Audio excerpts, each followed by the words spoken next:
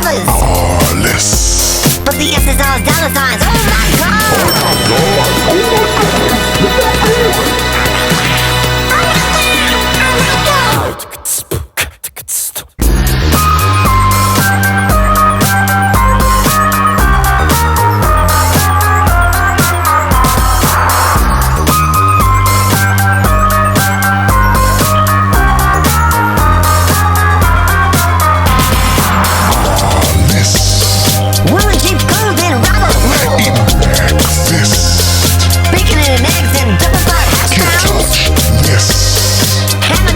With the super duper pants. Arliss.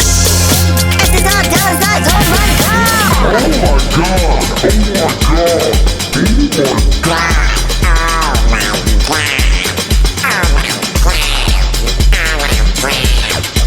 Oh my God.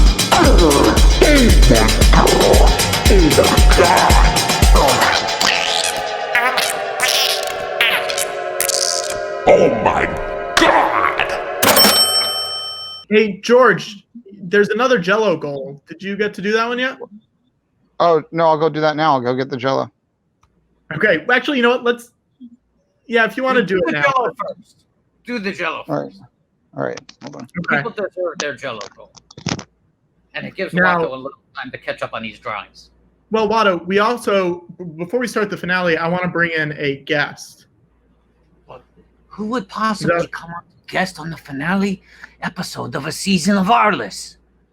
I don't know. I just see someone in the room, and I want to bring him in. Oh, look, it can't be someone major, so why not bring them in while George is gone? Because he's not missing anything. This is probably He won't miss some anything. marginal guest. This couldn't be someone important. This couldn't be the man responsible for Arliss himself. He It won't has be to be someone- surprised.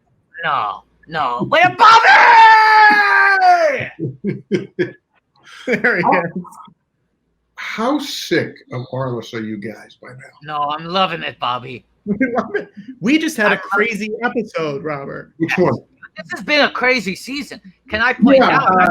Season 5, I liked season 5 a lot. I thought that's where we started going into really interesting directions, both filmmaking, storytelling-wise. Yeah. I liked the issues. And I even watching it this week, again, you know, what I like is watching the cast. I have to tell you. Yeah.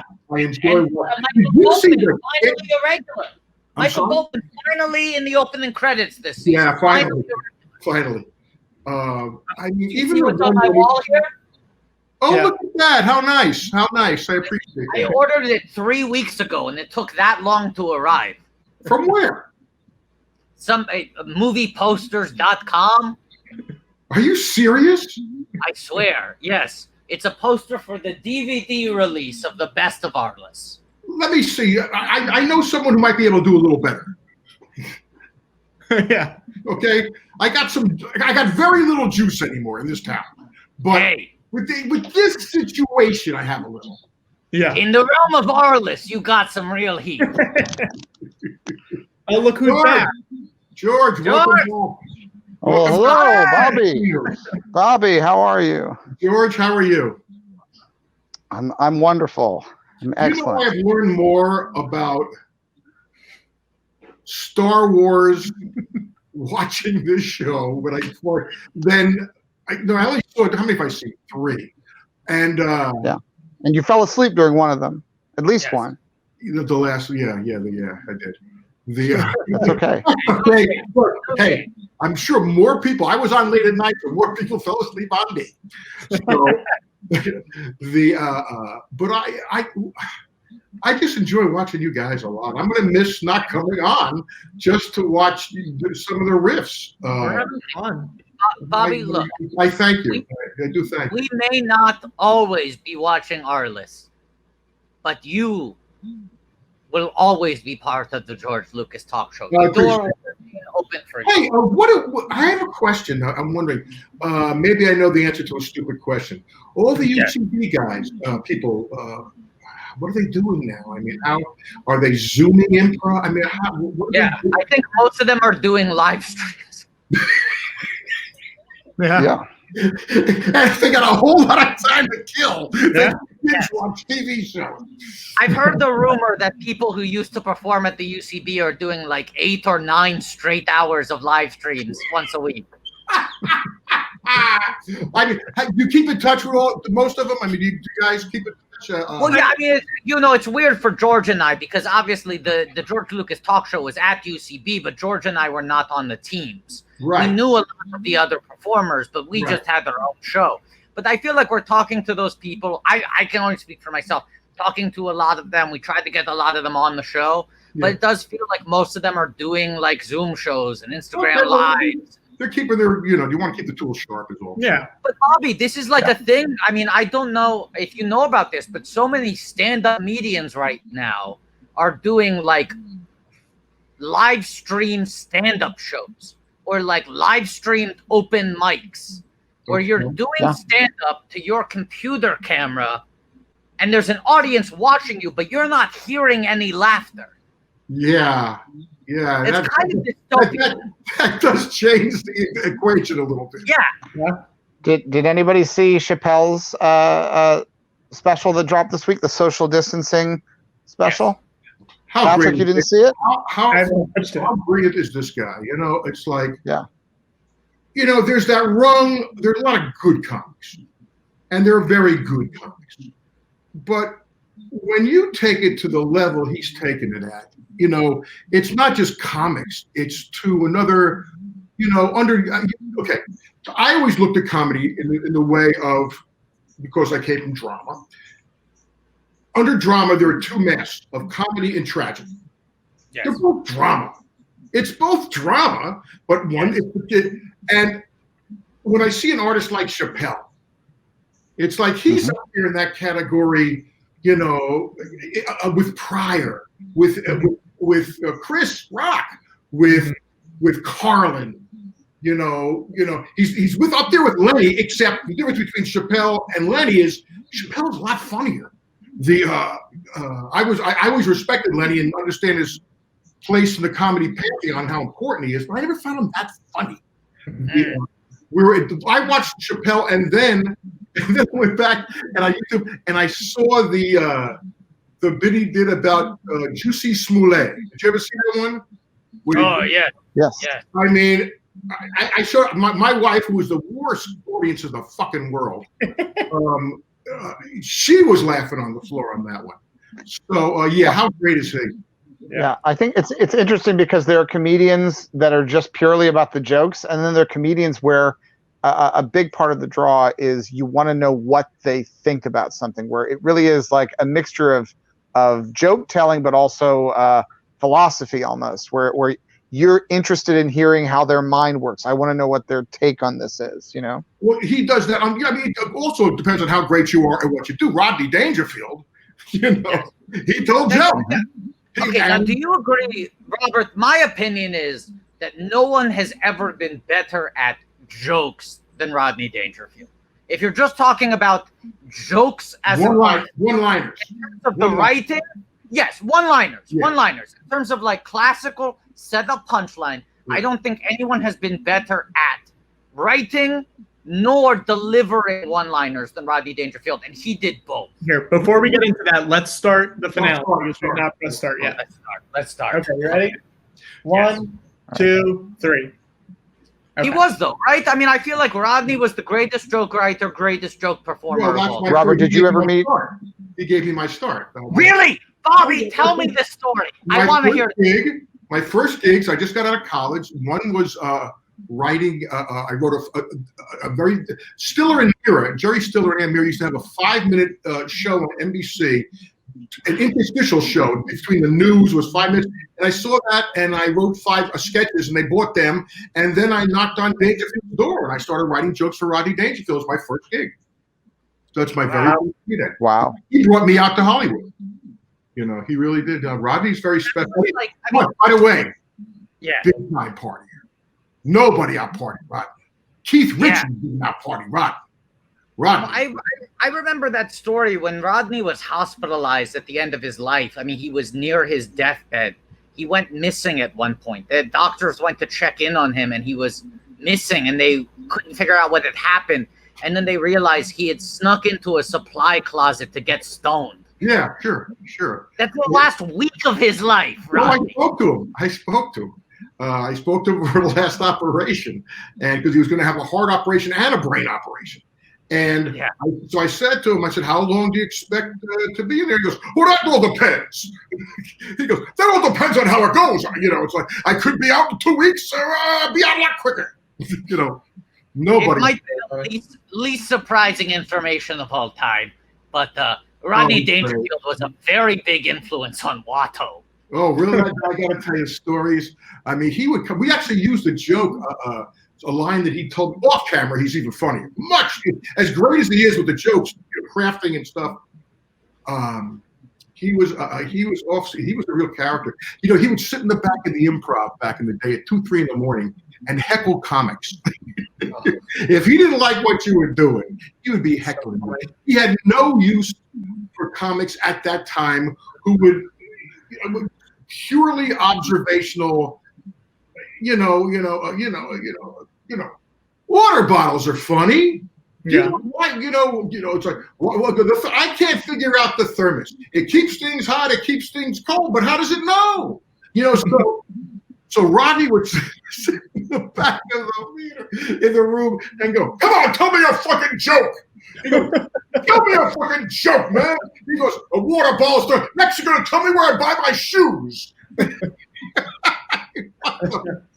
At the same time, he loved. I mean, he had great taste in in the people talent. I mean, he's the one. He brought Dice out. He brought Kinnison out, and he brought Bill Hicks out, and he brought Jim Carrey out, and he brought Rodney. That's a very special person for me. Hey, did you like? Did you see in the Ed Asner episode? Yeah. Yes. He's a great actor. That's kind of extraordinary. I feel like Ed Asner is kind of undersung. As much as he has had this illustrious career, as much as he's won so many awards, we don't talk enough about Ed Asner being one of the best to ever do it. Mm-hmm. Thank you. I have to tell you, a friend of mine has a card game. It's a $1 card game. His name is Norby Walters. He's been having it now for 30 years. And I played in the card game 30 years ago, or 25 years ago. And half of the cast you see in Arliss all comes from the card game.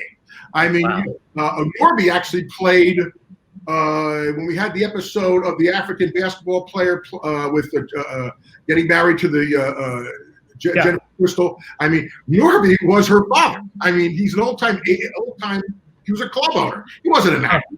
But in that card game, I mean, Ed Asner. I met Ed Asner. I met James Garner. You'll see. Yeah, they all play. That's why I say, hey, you want to be on Arliss this week?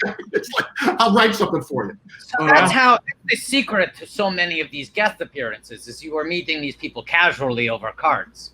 Yes, absolutely. But that's very, Bobby, dare I say it, that's very Arliss. You are constantly sort of working the deals, trying to make connections. The deals. Well, yeah, I guess you're correct. Except at the time, you have to remember also at the time, being on HBO series was a pretty hip thing to do on TV. Yes, sure. We were a good show, and the people liked it. They liked what we were trying to do, and so it was when you were starting to get like movie people going on cable a little bit. Yeah.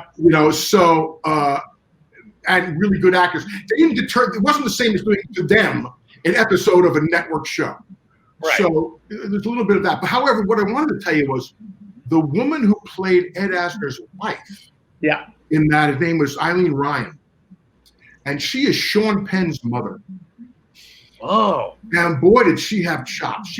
Her husband was Leo Penn. Right. He was a great, acting teacher, a director. I believe he was blacklisted too. Huh. And so he had died about a couple of months earlier, and she hadn't done anything. And the character in the show was named Lenny. We changed it because originally we wrote Leo. It was Leo, and when she got the script, she couldn't do it. She was just shaking too much. I go, good, relax. So it's Lenny, So, but I mean, when you watch her, those are, the two of them, boy, it took us to a different level. I felt. Yeah. Really. She's still around.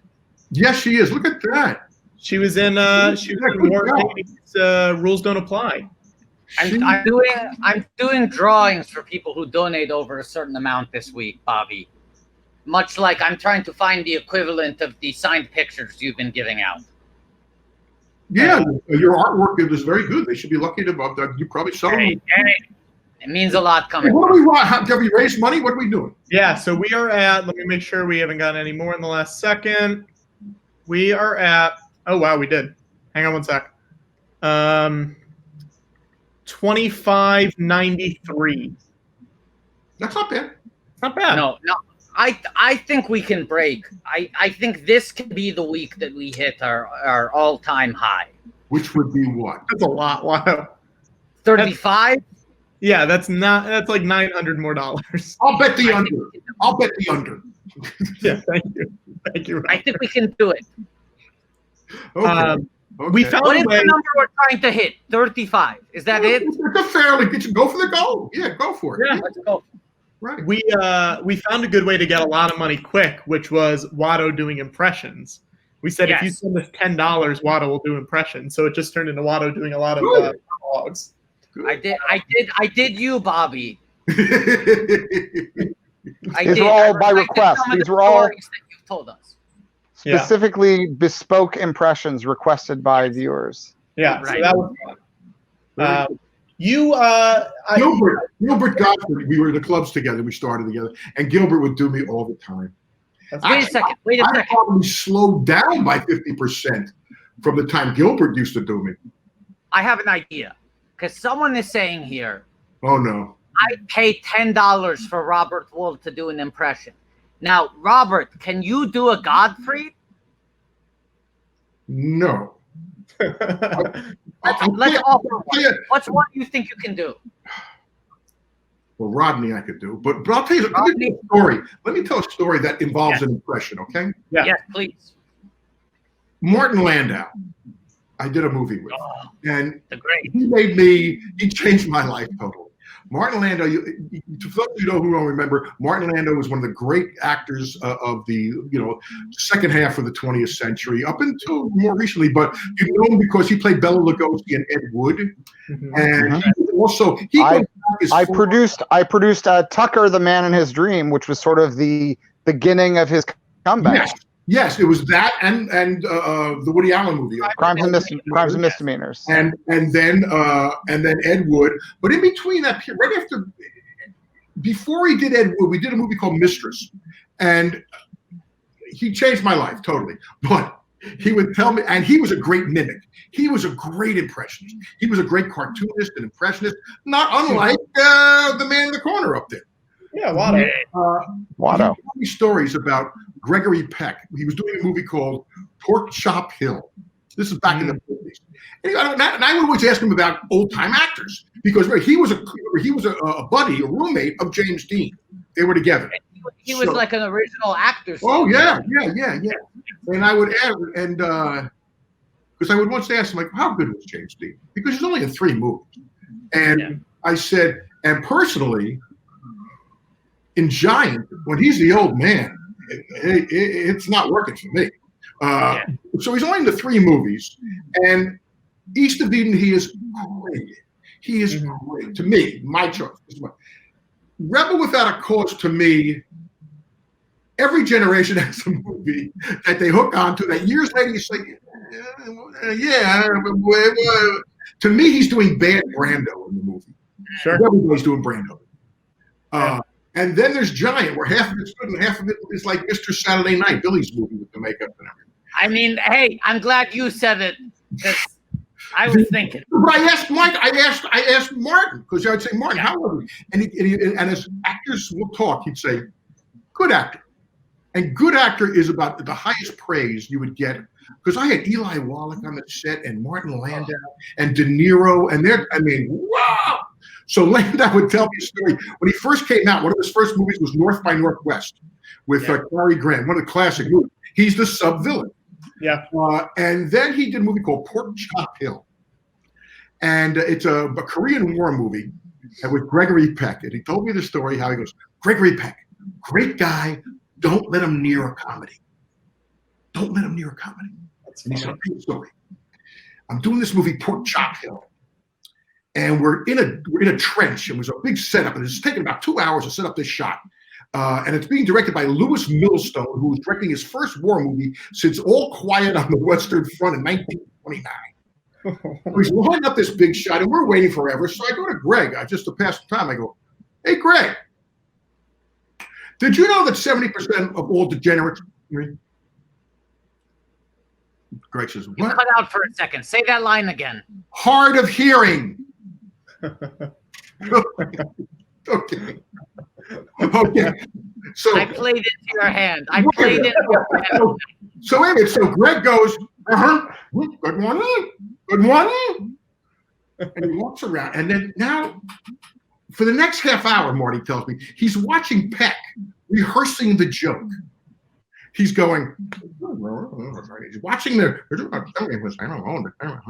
he's watching until finally, after 30 minutes of rehearsing it, he goes up to the director, Millstone, who's just about lining up the big war shot, and he feels him over his shoulder, and the director goes, "Greg, something wrong?" He goes, "Millie, did you know that 70% of all degenerates are hard of hearing?"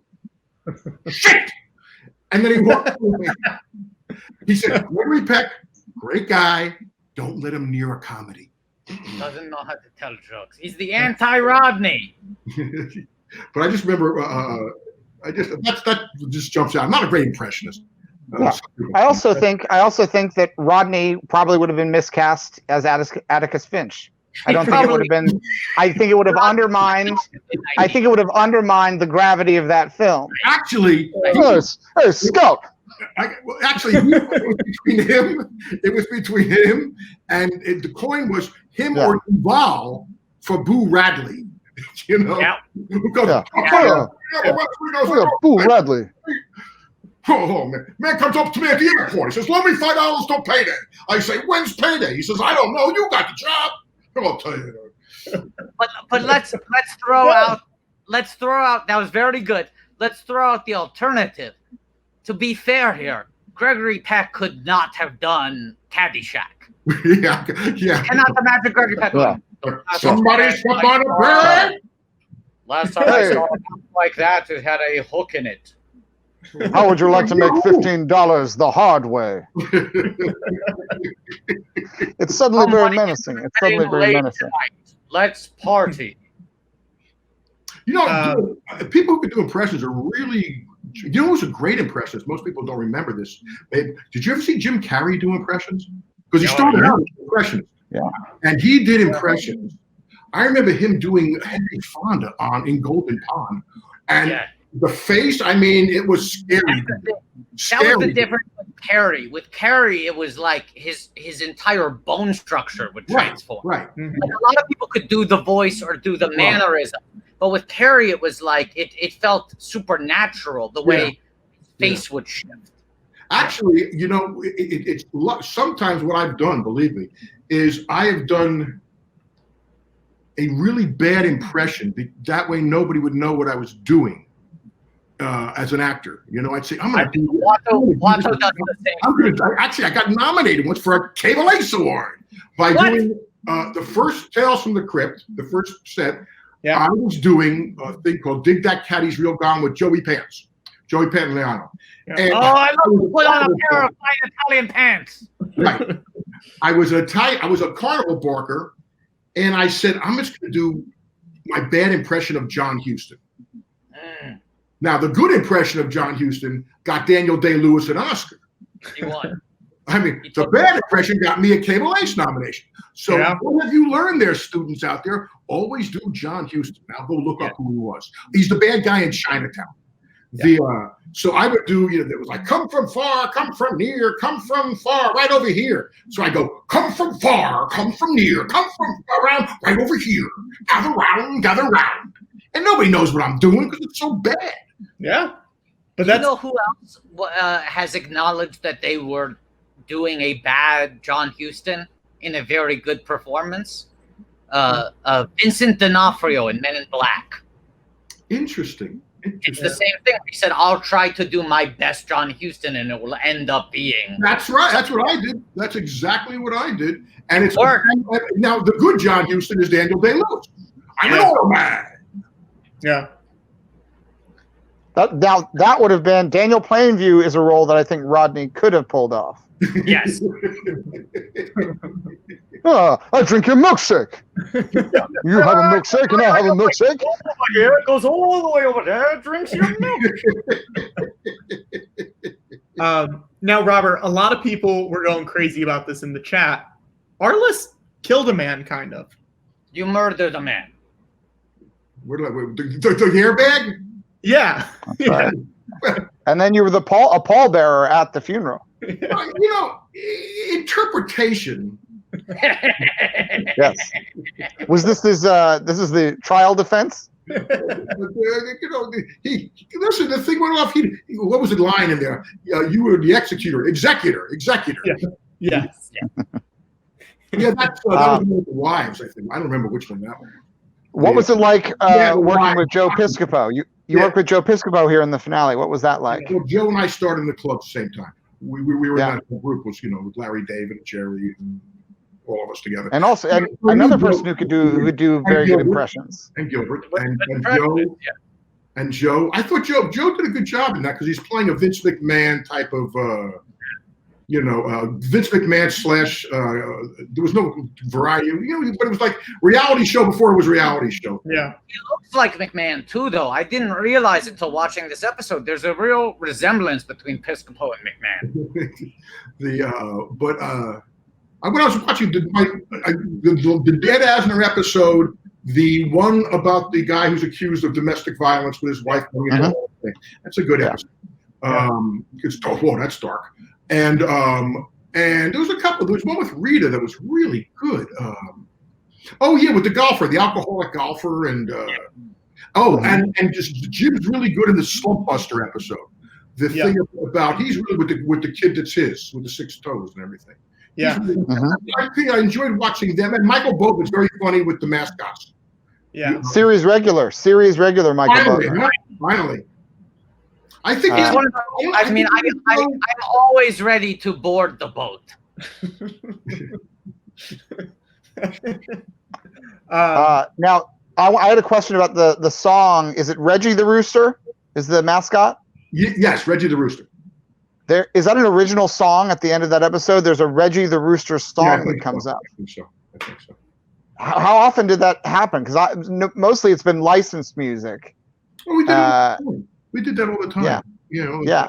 Certain themes. We had to knock off a lot of themes that wouldn't let us use them too. Right. Whether it's the 20th Century Fox theme or Disney, we had to knock off It's a Small World. That's what's kind of fun when you work with creative people, let them be creative. Yeah.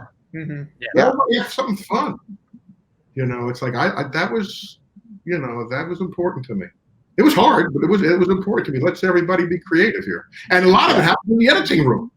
A lot of it happened in the editing room. At the end, I would come up with an idea on the mixing stage, say, hey, let's do this. And I would do the voice there or something. I was very lucky, man. It was a great gig. And the story, I got to tell many stories. But that's you're talking about. It's a great gig. You made the gig. Well, I was fortunate. Yeah. To reality, yes. Hey, I got a chance to get an idea to have a bunch of fucking mascots do one from a chorus line. I mean, come on. Yeah. I mean, if you get an opportunity that you could do that, I mean, what the hell? You gotta take it. Which is it. Yeah. Which is so against the sports audience. If you were trying to drive a sports audience away, do one from a chorus line. But if you have a bunch of mascots doing it, you can get away with it. So funny. Was there ever a story that you wanted to do that was just too big to do, even with an HBO budget? Was there ever a story that you thought, I'd love to do this, but it's too, it'll be too expensive, or it'll be impossible to do for logistically? There were stories I didn't do because I couldn't crack the story. No, I don't think so, because we stylized everything, championships, Super Bowls, so right. No, but it never feels like you're I never get the sense that I'm sure there were things where you were having to do a workaround, but I never get the sense that the show is taking the cheap option. It always feels like we're at the real places, seeing real things. You know what I mean? I'm sure there are times when you're filming in a closet someplace that it isn't the real thing, but it always feels like we're at the real place. Yeah, well, that's, you're making movies. It's like, you're making, people will let you, just don't make it simple. Keep it simple. Bobby, could you give us an example of a story you couldn't crack? Like, are there things that you had on the table for season 8? Are there things that you wanted to cover? There was, for a long time, we couldn't crack the DiMaggio story, which we finally got to with James Coburn. That's, I think, the last year or next year. I think that might be the last year. That was a tough story. I couldn't crack that. I was always looking for the character. It's like, now I know the story is over before, say, the Joe Paterno thing happened. We were done. I would have done something in a different way about that.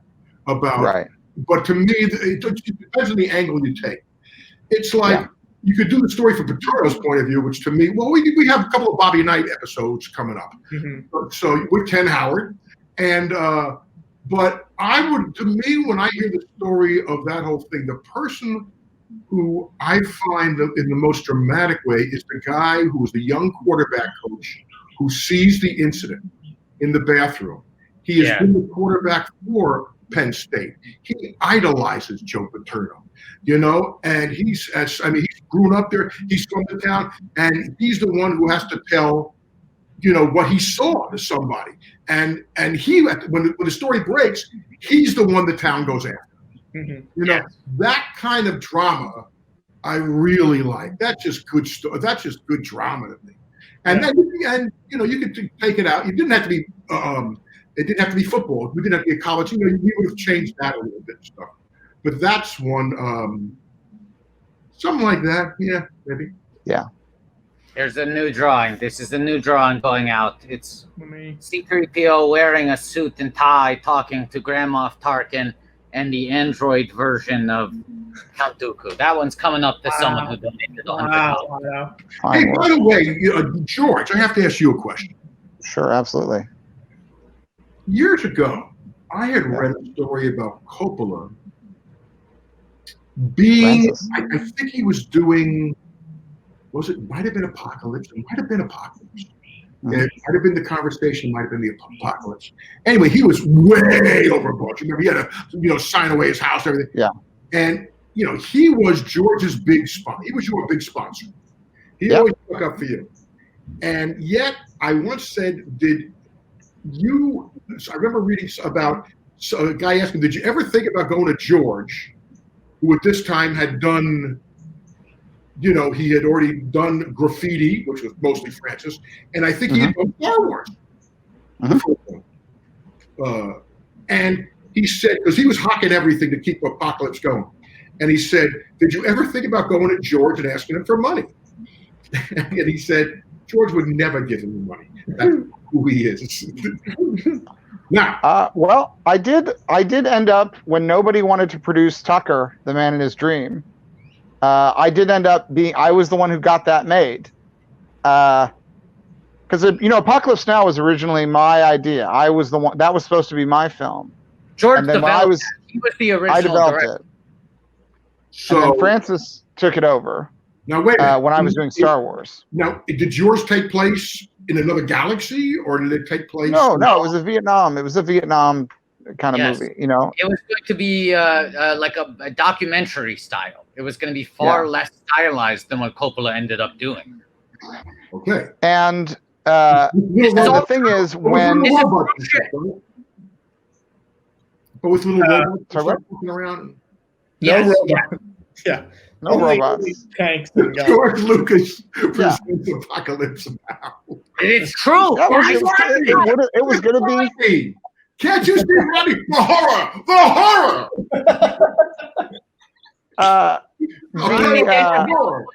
Colonel Kurtz in George Lucas' Apocalypse Now. That's exclusive.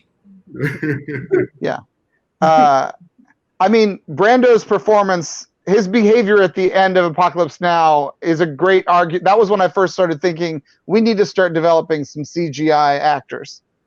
You know? can't deal with actual actor egos anymore. Yeah, because when you get that far into the jungle and you have Dennis Hopper and Marlon Brando, and Marlon says, "That's all the dialogue I can think of today," and walks off. Yeah. It's at that point that you want to start getting a green screen and some motion control. I totally get that. I totally get that. But when he was doing Tucker, nobody wanted to make Tucker, and so I stepped in to help get that made. But then by that point, the roles had reversed. I was now the powerful studio executive, and he was the director who needed my help to get it made. And I actually made that film. He wanted it to be sort of a little artsier, a little more like a. I'm sorry. Artsier. Artsier like that. And I said, no, it should be more like a Francis. It should be more like a Capra, Frank Capra movie. Yeah, make it more commercial. Just make it more commercial. Trust me. Yeah, so I sort of reined in that film from what would have maybe been a little bit stranger, more experimental film into a more conventional kind of classic Hollywood story, because that's still a very big. That's a story about how the major companies crush the little guy. It's about the artist versus industry. But it's interesting you say that because it's still a pretty damn good movie. I think it's a pretty excellent. It's a great movie. Yeah. But had it had a little bit more politics, ambiguity, so a little bit more Francis, maybe go to the next level. Do you know a crazy fact about Tucker, though? Because George put that much financing into it, because he retained most of the rights for that movie in order to help out his friend Francis, when Disney bought Lucasfilm for like $4 billion or whatever, and if you read the fine details of the contract, they now own Star Wars. They own Indiana Jones. If you read all the way down, it says Disney now owns all merchandising rights for Tucker, A Man in His Dreams. What are the chances that they ever do anything with that? But it's a fact. Disney has the opportunity to make Tucker, A Man in His Dream toys. Call to action. Anyone watching the stream, please tweet at Disney saying, how come there isn't any Tucker, the Man in His Dream merchandise available in the Disney store? Hashtag Tucker Toys. I just recently lost a friend last year, but he was from Ohio, and not far from, I think, where Tucker's from is Ohio somewhere. And hear him talk about it. The people he grew up with had a slightly different take on Tucker, as that really a couple of them got ripped off by the guy. So that's fine. Wow. Well, hey, who's rule number one in storytelling? Who's telling the story? That's right. Who's telling? That's right. Their point of view. What are they? Something to keep in mind with every episode of Arliss, and this is a question I wanted to ask: is Arliss Michaels a reliable narrator? These are his stories. How much are we to trust what we see? Well, what are we looking at? Oh. You're going to trust what you see. As far as narration, well, it was always based in, that he was full of shit. I mean, I always thought that because that was the original thing when I read Trump's book. Yeah. First read The Art of the Deal back then, and I said, I don't believe a fucking word of this. I think he's full of shit. And so that I said, but that'll work if we narrate full of shit and use a counterbalance. That should work. We did much less of that as we went along. Are you suggesting that the ramp that the president walked down this week was not as steep or as slippery as he claimed it was? I didn't see. I don't know if you've. The president walked down a ramp this week and is very, very defensive about how steep and how slippery it was. The president of the United States has more interest in explaining why the ramp was dangerous than he does in protecting the citizens from a fucking pandemic. Well, I mean, you want to take the man at his word. I mean, he wouldn't lie. He's got a great track record. No, sure. There you go. I mean, it isn't. I don't want to go. So we have 2 seasons left. What what should we be looking out for? What are you excited for us to see? I know we haven't seen like. I was amazed. Well, the stories are good. I think. I'm sure there's a clunker or two in there. But like I said, I'll watch them this week. I'll watch this season I haven't seen in 25 years or 20 years. So I'll watch them. You know, the one thing again, I can't thank you enough because I'm getting to watch them, which I would not have done. And for the most part, except for a couple of topical references, so the storylines hold up pretty good. You wouldn't know this show is from 20 years ago. Yeah. The only telltale signs are, for instance, like there's the episode with the Polaroid and the cell phone. Yes. And those are the only telltale signs. I thought the same thing. Yes. I thought that. Yeah. Polaroid. Where you'd have to. You could still very easily have that same confusion happen, but you'd have to re-break the technology. Yes. No. I thought of that. I saw that one. This is what's crazy. We watched today an episode that is about a major sports franchise refusing to change their incredibly racist mascot. Yeah. This episode was written and filmed 20 years ago. Yeah. The team that you are clearly basing that off of is still doubling down on the same bullshit. And that episode is all about the Boatman character, like reckoning with the history of dehumanization of own people throughout the media. That's 20 years ago. You could have filmed that episode yesterday. Yes, you could film it tomorrow. Jim True, I think it's Jim Truefrost is the guy's name who played the Native American guy who's put the activist. And he was, in fact, he ad-libbed that line to me when we were just setting up the shop and we're sitting at the reservation. And he said, someday, my father said to me, someday, son, none of this will be yours. And I said, say it. That's just a great line. Say that. That's I go, you know, and it's in character, you know. And I also love that episode because you have a Coppola reference. Godfather thing with the guys. Right. We set it up pretty good, I thought. We set it up pretty good. I mean, to have that and have that in there with the blood, and having, you know, I have his hat. I still got the hat, Scalping Sammy. I still have that hat somewhere. Yeah, that was a good. Yeah, that was good. I mean, that one.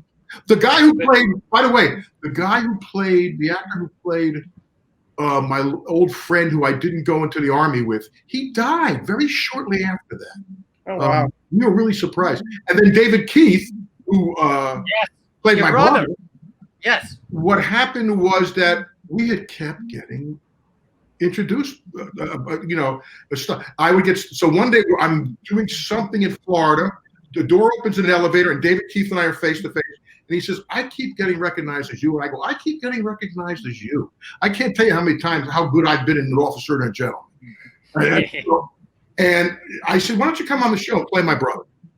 He said, yes, you know, which was very cool. Yeah. Someone mentioned there's an actor, Lee Ehrenberg, he's been on the show, I think, like 4 times as different characters. Yeah. You know, very, a funny character actor. He's great in. If I had a show now, you guys, you would be on every other week. I mean, well, I got a lot of range. You know, good actors are good actors. I mean, and the talented ones. I've had this guy Matt Winston on about 5 different times. Oh yeah. We wanted to book Matt Winston on this. We're big Matt Winston fans. In fact, he's the voice of Reggie the Rooster. Crumb holding up a hammerhead at gunpoint. Oh, wow. Okay. Did you hear what he just said, Watto? He's the voice of the Rooster too. Yeah, that was Matt Winston. What? Matt Winston's the voice of the Rooster? Yeah. Reggie the Rooster. Okay, Bobby, can you help us get in touch with Matt Winston? Because since week 1, we wanted to book him on this. Go through Turner. Jim Turner. See, again, Jim Turner is one of these guys. So I know, you know how it is. The good people know the good people. So, I mean, Jim Turner brought me Leslie Jordan. I mean, my God. Leslie Jordan. I mean, King of the Quarantine. Yeah. He's been doing a lot of videos online and people love him because he's so during the quarantine, he's been like really thriving.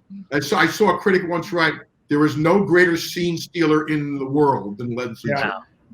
I mean, Jesus, you're talking about, these are funny people. You know, you're not on Saturday Night Live at the age of 25. Doesn't mean you're not funny at 40.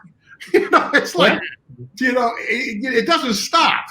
The talented people are the talented people, and the good, and a lot of people get work. That's fine. I mean, they're professional, but a lot of times there's great artists who just haven't.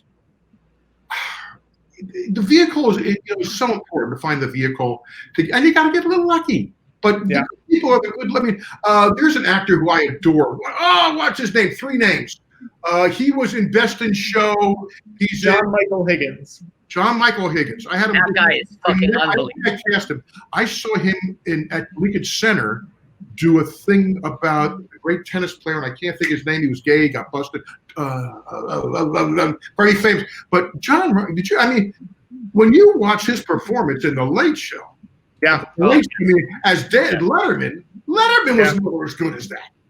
No. And he's Best in Show, and this is a great. Jane Lynch is going to come up. I saw Jane Lynch in Best in Show or something like else, and I said, I'm the only person who cast Jane Lynch in a role that wasn't funny. So no, that was the most fun was having people on the show, and I figured we can rewrite for them, or we'll see what I like that. It's been really fun seeing who pops up and who gets to be Monique. We saw Monique today. Monique. Yeah, she was a fan of the show. You know it's weird though. She doesn't have a credit. I went back and I said, that's Monique, and I looked at the credits, and I don't see her credit anywhere. I went on IMDb, and she's not listed. Wow. But she came out because she loved the show. She was a big fan. And that's another Oscar winner. That's another person who wins an Oscar after being on Arliss. Yeah, there was They get the Arliss bump, and then they take home the hardware. What was the number? What number are we up to? We are up to. We got a little bit more actually. So let's see. We are up to 27, 29, 47. We got to get to 3,000. What's the goal for 3,000 again? Wow. Okay. Now, Patrick, here's the question. You had said that you would shave your head into a mohawk at 3,500. I'll do it at 3,000. I'll do it at 3,000. Do it at 3,000. I'll do it at 3,000. At $3,000, Patrick will shave his head live on camera into a mohawk. Yep. But you got to do it soon. You got to do it like soon, and then we'll do it. And a reminder that a $100 donation gets you a WATTO original. You get the drawing like this. You'll get you a drawing from WATTO, a photo from Robert, and a Planet Scum membership card. You're going to make out like a bandit. It's a pretty good deal. What was I going to say? I had something. A lot of good Sandra stuff this year. Yeah, Sandra. Did you see the leg kick she puts on Reggie the Rooster? I know. Woo! Yeah. That was a pretty good kick. Yeah. I mean, I feel like you've talked about this, Bobby, but what does it feel like to realize, like 5 years into a show, that you already have an actor in your stable like that whose talent is endless? Like, she feels like a performer where you're just realizing every episode depth of what she can do, that you can throw anything at her and she'll pull it off. Yeah, well, I felt I could pretty much do that with everybody on the show. But to be honest, I really did. But with Sandra, I remember, I forgot, it was some awards ceremony we were at, or there was something, and I remember turning to her either I think in the second year, at the end of the first year, second year, and they had all these actresses there nominated for all this stuff, and I turned to her and I said, "You're better than all of them." And she's a really good actress. I mean, she's do theater. I mean, but again, there's a lot of really good actors, but she also got on a huge television show in Grey's Anatomy. Yeah. I mean, a lot of people have great bodies of work, but when you're in a juggernaut like that, opportunities. And otherwise, she wouldn't have had the opportunity to do Killing Eve. Yeah. Which puts you, you make choices. You make choices. It's what you were saying though, like you need to have the ability. You need to have the skill. You need to have the craft. You need to have the work ethic. But then you also need to have luck. Because she needs to have gotten cast on Arliss those 7 seasons, which leads to her doing Grey's Anatomy those seasons, which leads to her doing Killing Eve. Yeah. Like, it's all a growth. She was Right. always capable of doing that, but she needed to get all the opportunities to lead to those. Well, the thing with Sandra, it's really is helping her too. To begin with, is the first thing she was known for in the industry was a comedy. You know, most actresses don't get that and become serious actresses like that. Yes. Yes. You know, most of them don't get the chance to do. It's like Cranston. It's like Brian. Yes. You know, Yes. you remember him from Malcolm in the Middle, and so it's before Breaking Bad, so they know the range. Yes. You know, it's like they don't have to ask, well, is he funny? You know, they'll find humor. I mean, it's, you know, and that's, you know, guys who are good in comedy. I've always believed this. I always will. Guys who are good in comedy are going to be good in drama. Actors are. Yeah. Not necessarily comedians, but I'm talking about actors. You can do comedy. You can do Right. you can do more serious stuff. Yeah, Yeah. because then all you have to do is not be funny. The other way around, like Yeah. Gregory Peck, you know. Hey, everybody, we're all gonna get laid. Although he was good in Roman Holiday. But I'm saying it's not as much easy the other way around. You see people, it's like this is not a funny person. This show would have been so much better. Yes. There's something funny in those. Right. It's also just a very basic thing, because to tell someone to stop being funny, you can. That's much easier than telling someone to be funny. Yeah. Yes. Yeah, be funny. Yeah, go ahead.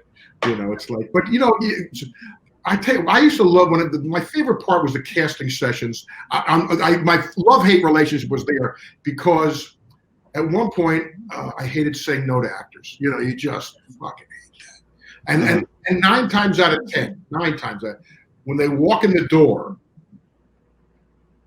you already know it's probably not going to happen. It's not what you're looking for. You can be changed. Matt Winston was a guy who totally changed my mind on what's something. Matt, when we did this thing about him being a sort of a Middle Eastern shady gray market car dealer, that was just a regular car dealer who was like, "Hey, take a look at this one. I got enough." And Matt came in, and he came in with a suit and tie, and he was like somebody from, you know, I got your crotches stand, you know, or something like that. And suddenly I went, yeah. I said, absolutely. Or then I could look at resumes, and the first thing I'd always look at was special skills in theater. I'd always look at that because, especially musical theater. If they don't do musical theater, because I know I'd never have a problem in audio. Musical theater people are going to be heard. You could bet on that. And the other one was special skills. I was always, what language did they do? Maybe you can do an accent with this guy, a dialect. I mean, can you walk on stilts? I mean, people would do, you know, it just makes them, Bobby, you're talking about being on the other side, right, of those auditions. After being someone who is acting, putting yourself out there, being judged, having that opportunity to be at the other end of the table and be watching people's performances and holding that power.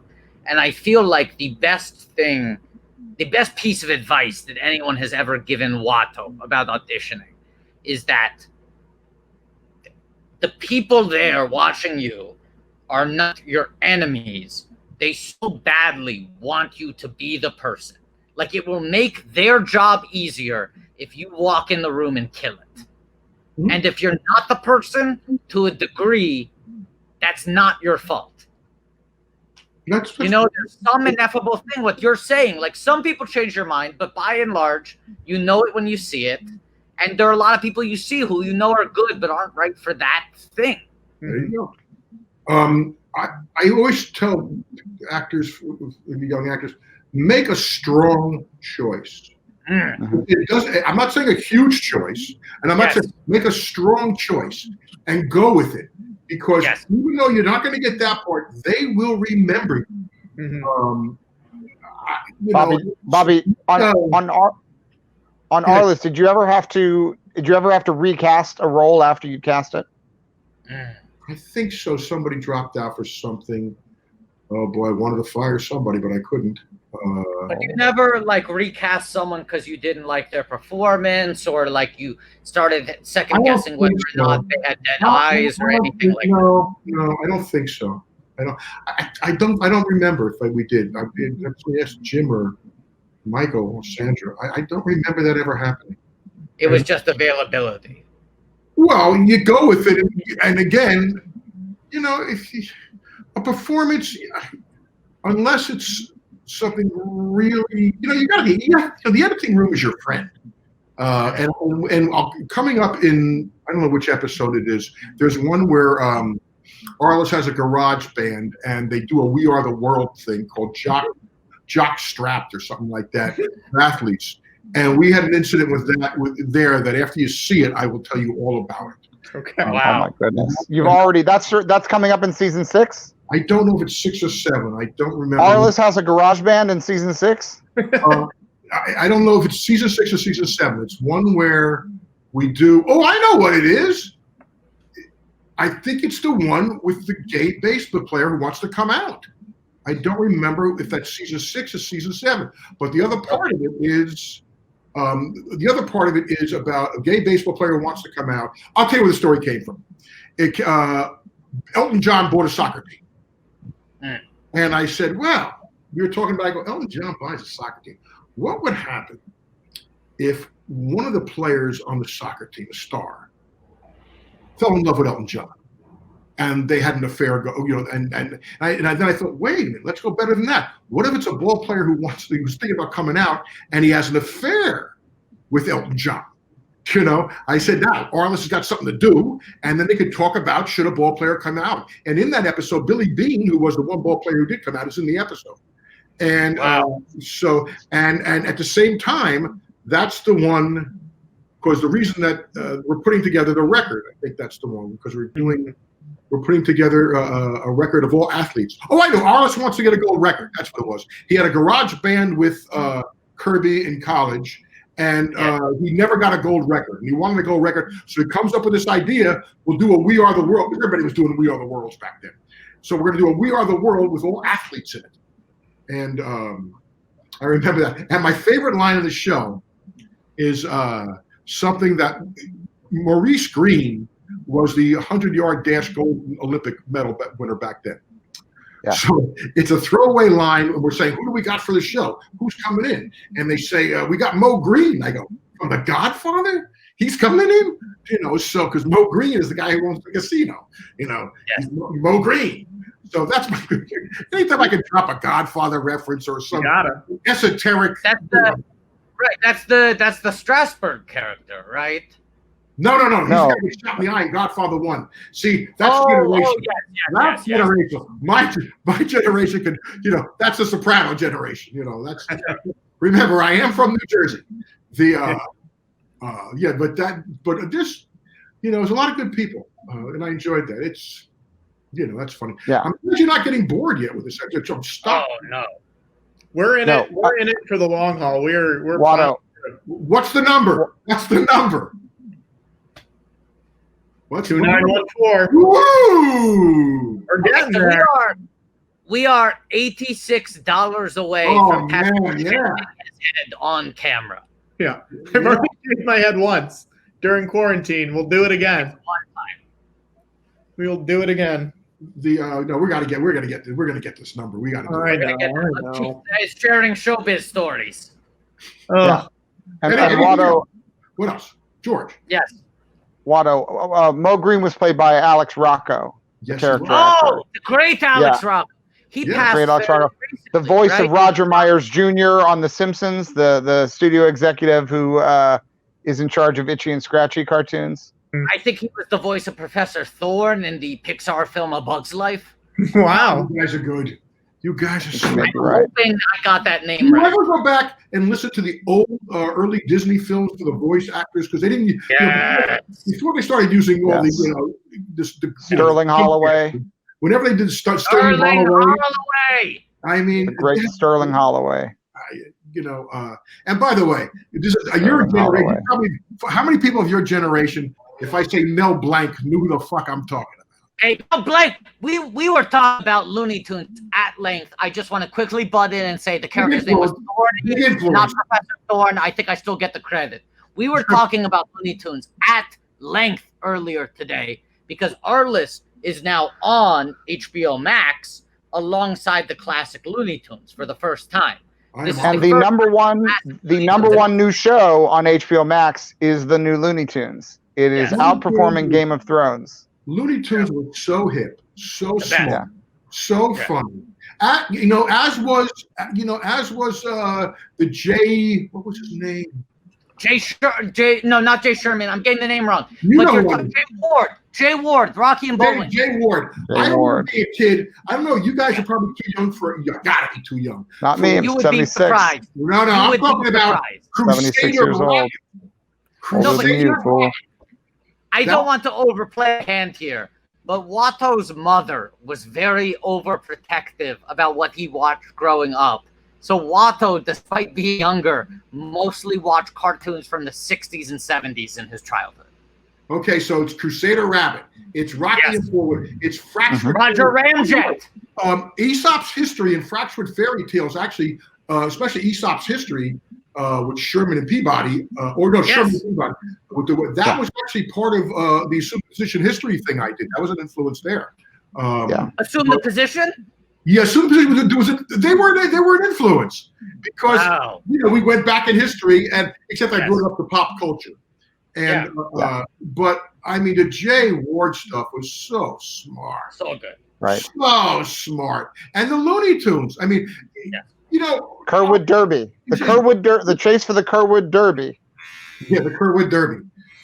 Crusader Rabbit. The guy lived in, if anyone can, Yukon. I mean, I was just so. There was also a lot of very savvy sort of satire of politics within Rocky and Bullwinkle. It was very like Cold War satire at its finest. Very much so. In fact, I forgot one of the writers of the Mary Tyler Moore Show. I'm not sure if it's James Brooks or one of them was a writer, or Ed Weinberger. One of those guys was on, Rocky and Bullwinkle. I mean, it's just Rocky and Bullwinkle is very funny. I mean, they had all the stuff, Aesop's Fables and the Wayback Machine with Dudley Do-Right. Dudley. This is a photo of little Luke Skywalker wearing sunglasses, playing a makeshift saxophone, while his uncle tells him, Uncle Owen tells him, I don't know about this, slow your roll.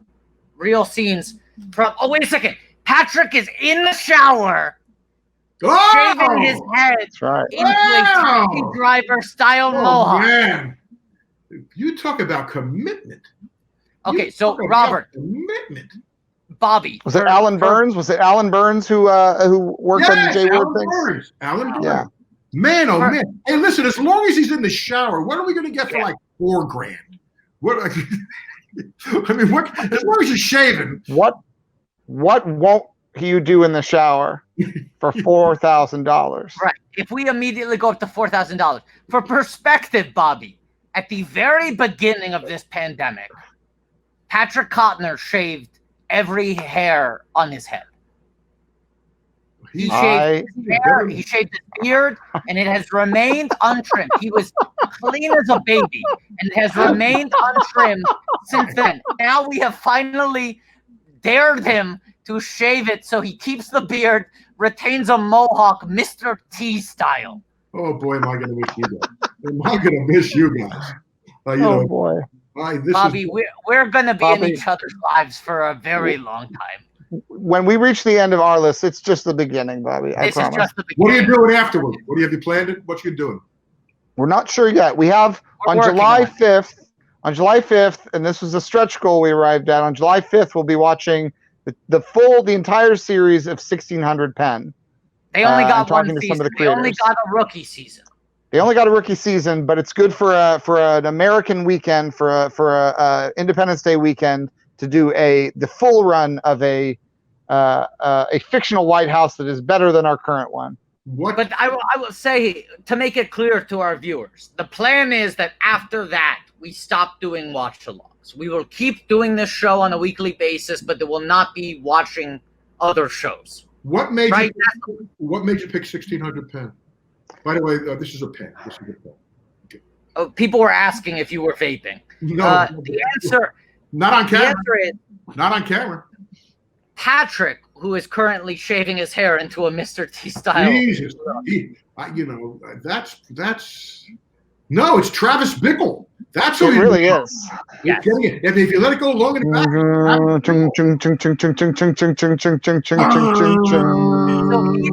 Patrick has had a running. last score. Here we go. Last score by composer. Bernard Herrmann. What's his Bernard name? Herrmann. Wait. Bernard Taxi Herrmann. driver? Bernard Herrmann. Same guy who Herrmann. did Citizen Kane. Yes. Yes, that's right. Who did North by Northwest. one of the all-time greats. Cape Fear. Sing, Psycho. Psycho. Yes. He did. I mean, Bernard Herrmann. Okay, wait. Now that you brought this up, though, I want to outline this for you, Bobby. The reason we started doing Arliss on this live stream was that Watto was talking about his Jewish heritage, right? We had a guest on who was Catholic. That What guest did was Watto, talking about what was Watto's name changed from? Wachowski. Oh, okay. So Watto was talking about, we had a guest on who was Catholic. They were talking about how they looked up to Jesus as a figure. And Watto made a joke that was, our Jesus is Robert Wuhl, because it was like a Hanukkah miracle.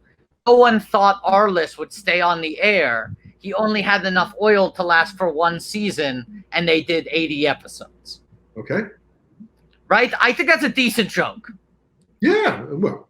No, but as you said, you were fighting every season to stay on the air. I sure was. That's true. And you kept it on. So I was saying, like, that's the Jewish sort of Hanukkah myth of, like, someone persisting and keeping something going. Okay. So then that became the challenge. To watch How it. much money would you guys have to raise to watch all of Arliss? That And the extends to original- Patrick. And the original challenge was during our 30 hours of Star Wars watching that we were going to continue the 30 hours to watch.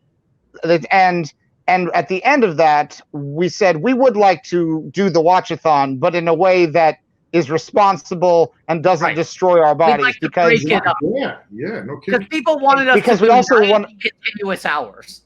Yeah, and we would rather also that's no way to experience the show. If we had continued for beyond the 30 hours, by the time we got to season 5 of Arliss, we would not be perceiving anything but Five. shapes and sounds. You would have never Oh, yeah. done 5. So Yes. that was the conversation that led to the Arliss thing, right?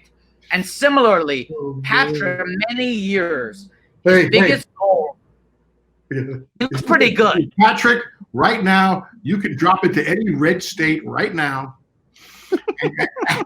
And you might be elected. You could be the new mayor of any I'm fine with that. I'll run off that line for sure. in a red It's state, not- I any wanna major city. You're the guy. I would like to be clear, it is not directly in the center of my head. We can tell. It's perfect. It's perfect. It's perfect. Well, it's just like how if you're wearing a fedora, you want to cock it to the side a little, show a little style. My lady. Hey, If Bryson it's is still a little bit. if Bryson is still monitoring the live stream, Bryson, can you show us how much we're up to right now? Because obviously Patrick Bryson and does not have the PayPal. Hang on one second. oh no, it's only you. Okay, It's Only Patrick. Oh, you I can want bet- to see you can if bet we're not reaching any more numbers. We've raised $145 more. wow. So Yeah, we're up to what? 30, Long way to go. 3250, somewhere around there. 3250. Okay. So the 60 and the 10 thing, to close this loop up, is much like the way that Arliss came up in conversation. Organically. Organically. Patrick mentioned that his were goal you for fans of the show, or Arliss We have 60, yet to see it. oh, you've never seen it? in both cases, we've never seen it. Why'd you pull that out of the air? I don't understand how Watto's brain works. Sometimes Watto pulls something out of the air. You really never saw an episode. Either. Yes, correct. Wow, I don't know. Well, who's in it? I didn't see it either. Josh Gad, who's funny. now a big star. He is funny. Josh is funny. Wait, Bill, where's Bill Bill Pullman, Pullman? Jenna Elfman. we know why we pulled it up. Well, this is the thing. So Patrick had a long-running thing where he wants to have more Twitter followers than the official account for 1600 Pen, because 1600 Pen was canceled 8 years ago. And his argument is, I should have more followers than an account for a show that has been off the air for almost a decade that doesn't tweet anything new. Then we had 2 writers from 1600 Pen as guests on the show. Great. Good guys. Benji Sammet, Dan Hernandez. They came on the show. They talked to us about their experience on 1600 Pen. We said, how close are you with the cast of 600 Pen? They said, very close. We could probably get them on the live stream. We said, if we hit $1,600, we'll commit to doing that live stream. And that now it's set. You know, it's still a network show. 13 weeks on a network. Remember, I wasn't on a network. You were cable. Yes. You know, you're still cable. It's more than double Police Squad. It's more than double Police Squad. Police Squad. You know, Police Squad was off the air in 4. One of the best to ever do it. One of the best to ever do it. Thank you. But I mean, are you going to get a lot? I bet you're going to get a lot more people than you think for that. I mean, so who else is on it, Josh? Because you're going to get then you're going to get all the individual actors following. So, I mean, Josh Gad. Who else is on? Bill Pullman, Jenna Elfman, Bruce Campbell, Andre Holland. It's a good cast. It's a very and all their followers are going to come on. Yes. You know, it's like one of those fame reunions. You know. It's also exciting. It's also exciting because it's such a difficult time. It's exciting. It's an exciting way to be able to enjoy something that you didn't get to experience the first time around. You know, I didn't have time to watch Arliss when I was making the Star Wars prequels because I was up to my neck in digital effects nonstop. Understand. And it is exciting to be able to sometimes go back and catch the things that that's one of the things that I think is so great about the streaming age is that 20, 30 years ago, if you missed a show on its original airing, or maybe you could catch it in reruns, like when there used to be rerun season. But then there came a point where if you didn't catch it, it was gone. And I think it's really wonderful that we do live in an age now where a lot of classic stuff is available that you can hear about it and then you can look it up and see it. You know, even things that you can rent, even if they're not streaming, oh my gosh, Patrick. Look at that. Patrick, this is very good. Save it. You're going to need a wig sometime or a beard. Yeah. If anyone donates $200. Oh, jeez. No. Don't send it out. They can frame you for so many murders with that, Patrick. That's fine. Everyone, because then all you do is you commit a crime and then throw a handful of that hair into it, and then that's the first thing they'll see is there's some hair at the scene. Yeah. Okay. Here goes a different question that somebody posed to me today, just out of nowhere. Yes. All of it, everybody. What is your death row meal? What is your leg? I mean, you got one meal to go. You're not worried about your health. You're not worried about what you eat. I mean, from any restaurant, it could be a home cooked meal, but what is your death row meal?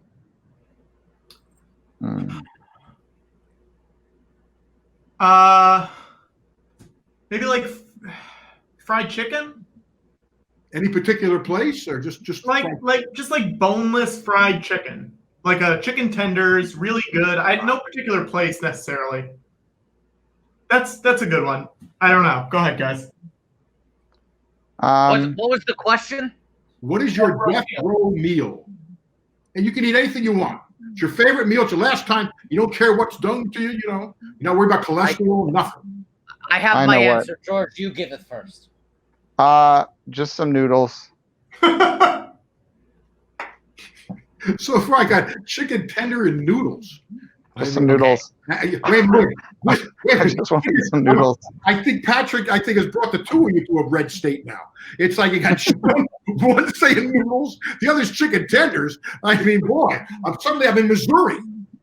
Okay, Bobby, are you ready for a real blue answer? I want to be in Missouri right now. That seems like an awful place, doesn't it, George?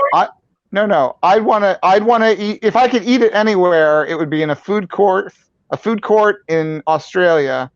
Just some noodles.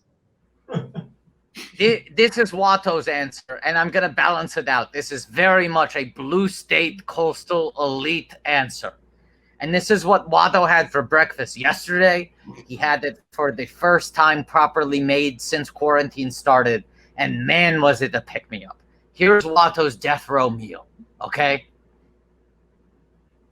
A fresh everything bagel, lightly toasted, raw red onions, 1 slice of beefsteak tomato, capers, full fat scallion cream cheese, and belly locks with a pastrami rub. That is the perfect death row meal. Well, that'll do it. That'll do it. Bobby, am I allowed to have a dessert with my meal? Of course. All right. Well, then I'd like to amend my answer slightly. So I'll have some Chinese noodles in an Australian food court and follow it up with 2 Jellos. Here we go. Wait a minute. My God. Wow. Don't die. Now, can Watto add a dessert to his final meal? Well, by all means. 3 pieces of raspberry arugula. And you're gonna wash it down with some hollow French toast. Yes, and I'll drink it with a can of Dr. Brown's celery. Tom, you knew it. My dad drank that shit. You know the only thing. Yeah, Watto drinks that shit. I'll tell you the only thing that tasted worse than Dr. Brown's celery. Dr. Brown's diet celery. Okay, wait a second. Watto has a 6-pack of celery in his fridge right now. How much to drink one? Goal? I mean, What are we at right now? I will chug a can of celery on camera. Oh boy, that's worth some big bucks. Wait, that number's not up to date. Hold on 1 second. Refresh. No, I have to do it. Hang on. He has to enter it manually. I am ready to chug celery. I've been drinking it every night in quarantine. Man, You don't understand the depths of Watto's cultural Judaism. I'm not religious, but man, am I a Jew. He's gonna wash it down with some Entenmann's babka. I'll do it. Bobby, don't challenge me. What are we at? There you go. Okay, ready? At 3,300, I will chug a can of celery. I'm gonna go get it right now. Wow. Wow. Doctor. All right. Is he going to get celery? Yeah, I think so. All right. I'm going to chug this seltzer before he even gets back. Okay, good luck. Be careful. Don't get anybody get sick over this. It's not that important. Oh, it really burns. It really stings. Yeah. Uh-oh. I didn't quite make it. The And deep. now I feel left out, so I'm going to drink this water. Oh man. Okay, I thought. Bobby, do you have any beverages? Yeah, you got a beverage, Bobby. Great. I thought I had a 6-pack. This is the last one in my fridge. Dr. Brown's celery tonic. It's a soda made of celery. What are we at right now, Patrick? I want to chug this. I got it. Woo! Okay, we are at. You're not gonna like this one. We're at the same number. Someone fucking donate $16 so I can chug celery soda through a can. Oh. I'm gonna say this. This stream took a turn I did not expect. And Bobby, do you know? Bobby, do you know the stretch goal that we hit today is that we now need to watch some Looney Tunes on HBOmax. Oh my God. Oh, there you go. We're talking about the greats. Yeah. What's Opera Doc? What's Opera Doc? Do you remember What's Opera Doc? Doc? Sure. That's Kill the peak Wabbit? comedy. Did that win an That's a Academy Kill the Wabbit. Award? Did that one win an Academy Award? A lot of them win Academy Awards. That one did not win an Academy Award, but it is widely regarded to be one of the top 5 cartoons of all time. Well, This is what's crazy. Bugs Bunny is Groucho Marx. I mean, that's the. Yeah. Bugs Bunny is the funniest guy to ever do it. The thing that is crazy. And again, Mel Blanc.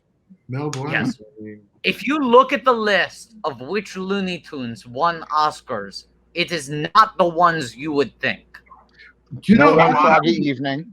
how much in today's entertainment numbers? Yes. Mel Blanc might be richer than Seinfeld.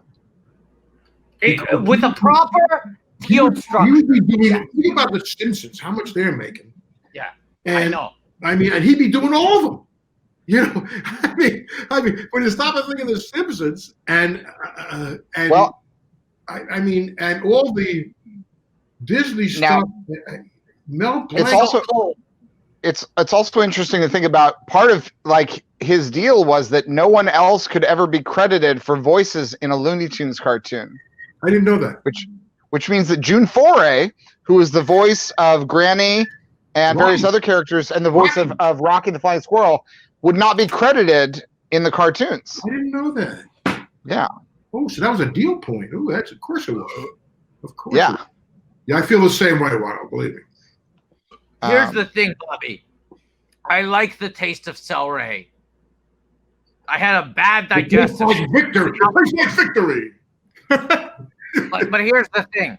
That was straight out of the fridge. It was very cold. Watto is experiencing serious brain freeze right now. Oh man, I'm sorry about that. I'm sorry. I'm doing it for a good cause. It's for charity. It is for charity. We've raised some money over the weeks. We have. We're at We're over at- the 6 weeks. We're well over 36 14? probably at this point. $36,000, Bobby.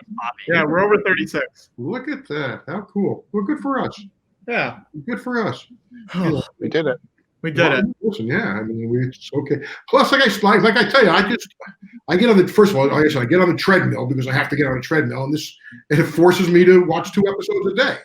Yeah. So, it's fun to watch them, and just to see it's an old time. It's like looking at a scrapbook, except it's okay. I mean, it's a self-serving question here. What have you learned about the show itself that you didn't know before? I mean, because like I said, we were excoriated by a lot of people. We were always a punchline on 30 Rock, and we were always a punchline on stuff because people did not watch the show. They just or they watched one episode early on and said, "Oh, this is awful," you know. I think. Oh no! What are you gonna say, George? Well, I think, and this is something that I probably should have known before seeing it, but the great sports movies, while being about sports, are always about something else. Absolutely. You know, Like Bull Durham, Tin Cup, Hoosiers. You know, any of these films, you can enjoy them whether or not you are a sports fan, whether or not you actually track sports in real life.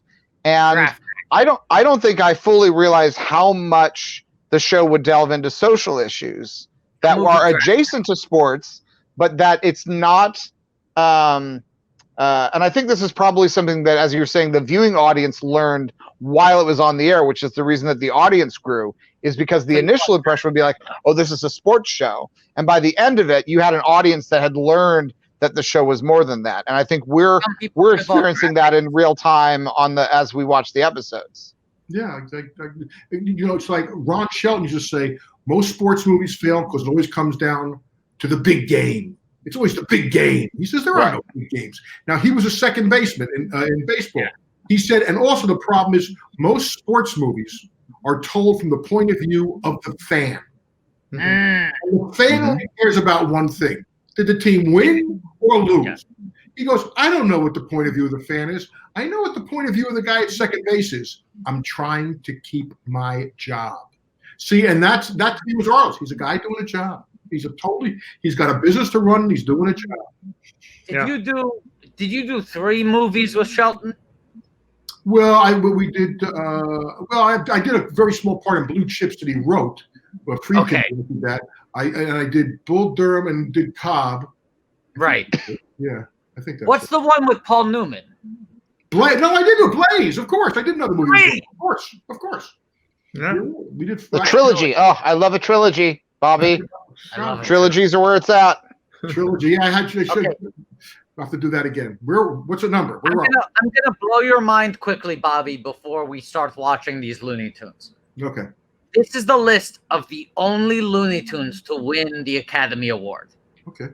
Only 5 of them ever won. Still pretty good. Still good, but wait till you hear which ones they are. Okay. The first Looney Tunes to ever win an Academy Award was Tweety Pie, with Sylvester and Tweety. I wonder what None of the Bugs. But I wonder won what up it was. I wonder what it was because I mean, if it might have been a love affair, but you don't know what it was. Was he introduced? Well, I think it's the first the one. Oscar was having a love affair with Tom and Jerry. Tom and Jerry won an insane number of Academy Awards. Tom and Jerry had a streak. They never made it for me. I was never. They're fine. They're fine. Yeah, but they won. They had a winning streak, and the streak was Tom was broken. when he danced with Gene Kelly. Whichever one danced with Gene Kelly, I liked him. Yes. Jerry. So the first Sylvester and Tweety short was the first Looney Tune to win after Bugs and Daffy and Porky and all these guys have been going for decades. Yeah. They broke that streak. That's what happens.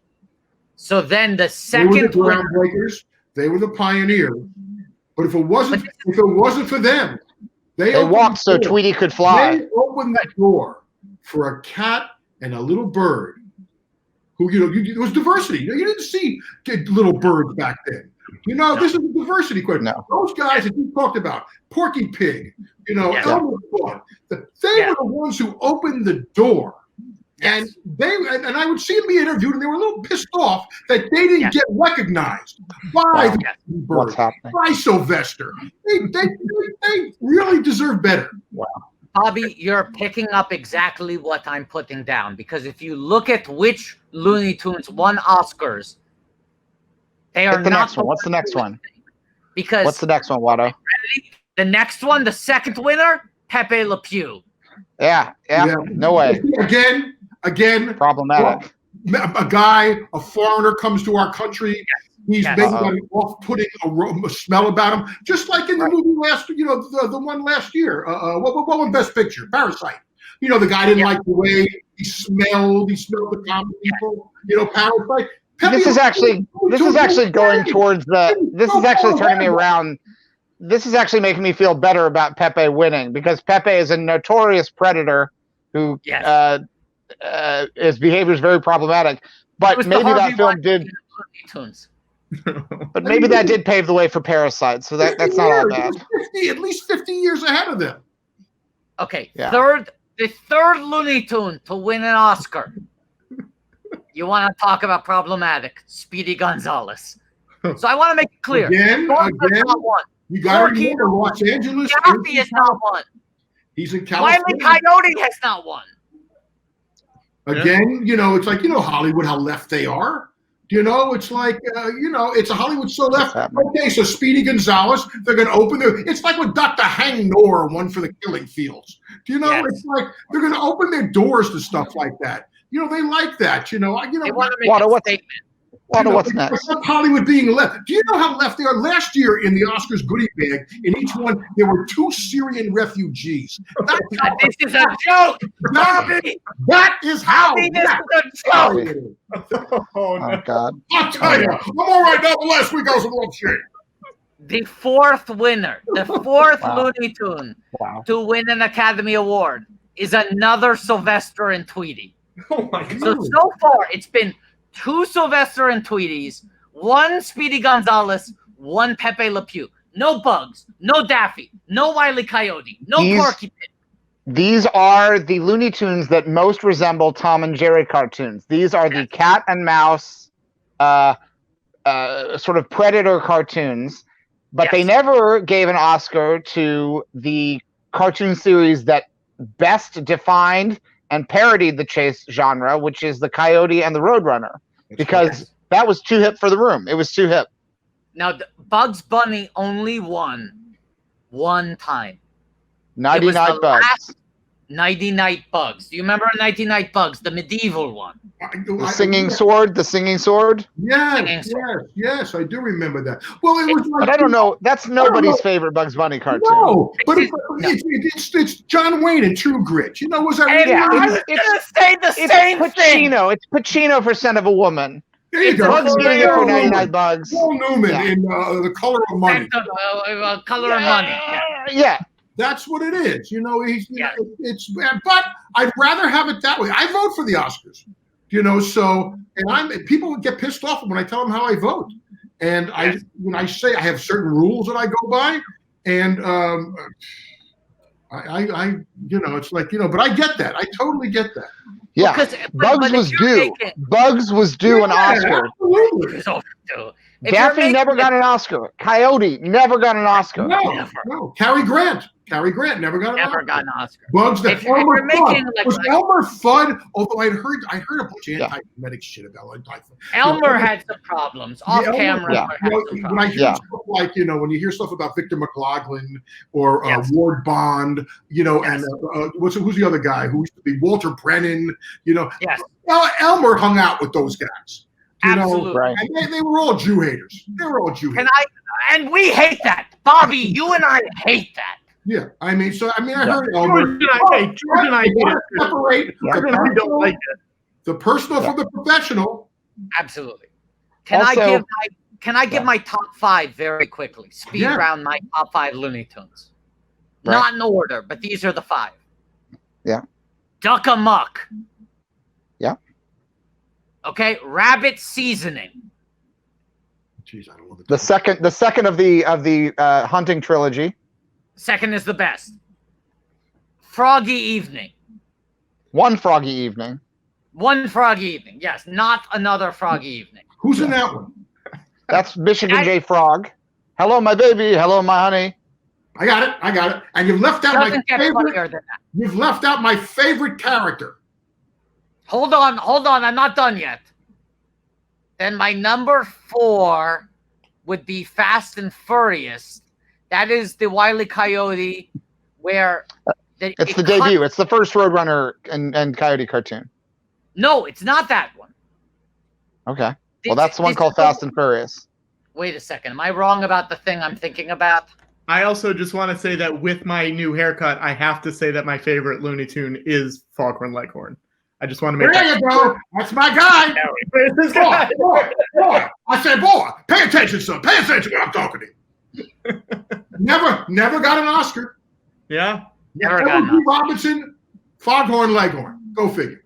Both, by the way, Edward G. Robinson, also, never Jewish, never got a nomination. Foghorn I'm getting the title wrong. Wait, Watto, I just want to say, Watto, Foghorn Leghorn is to the Oscars as Abby and Alana is to Harold Knight. I just want to make that clear. Go ahead, Watto.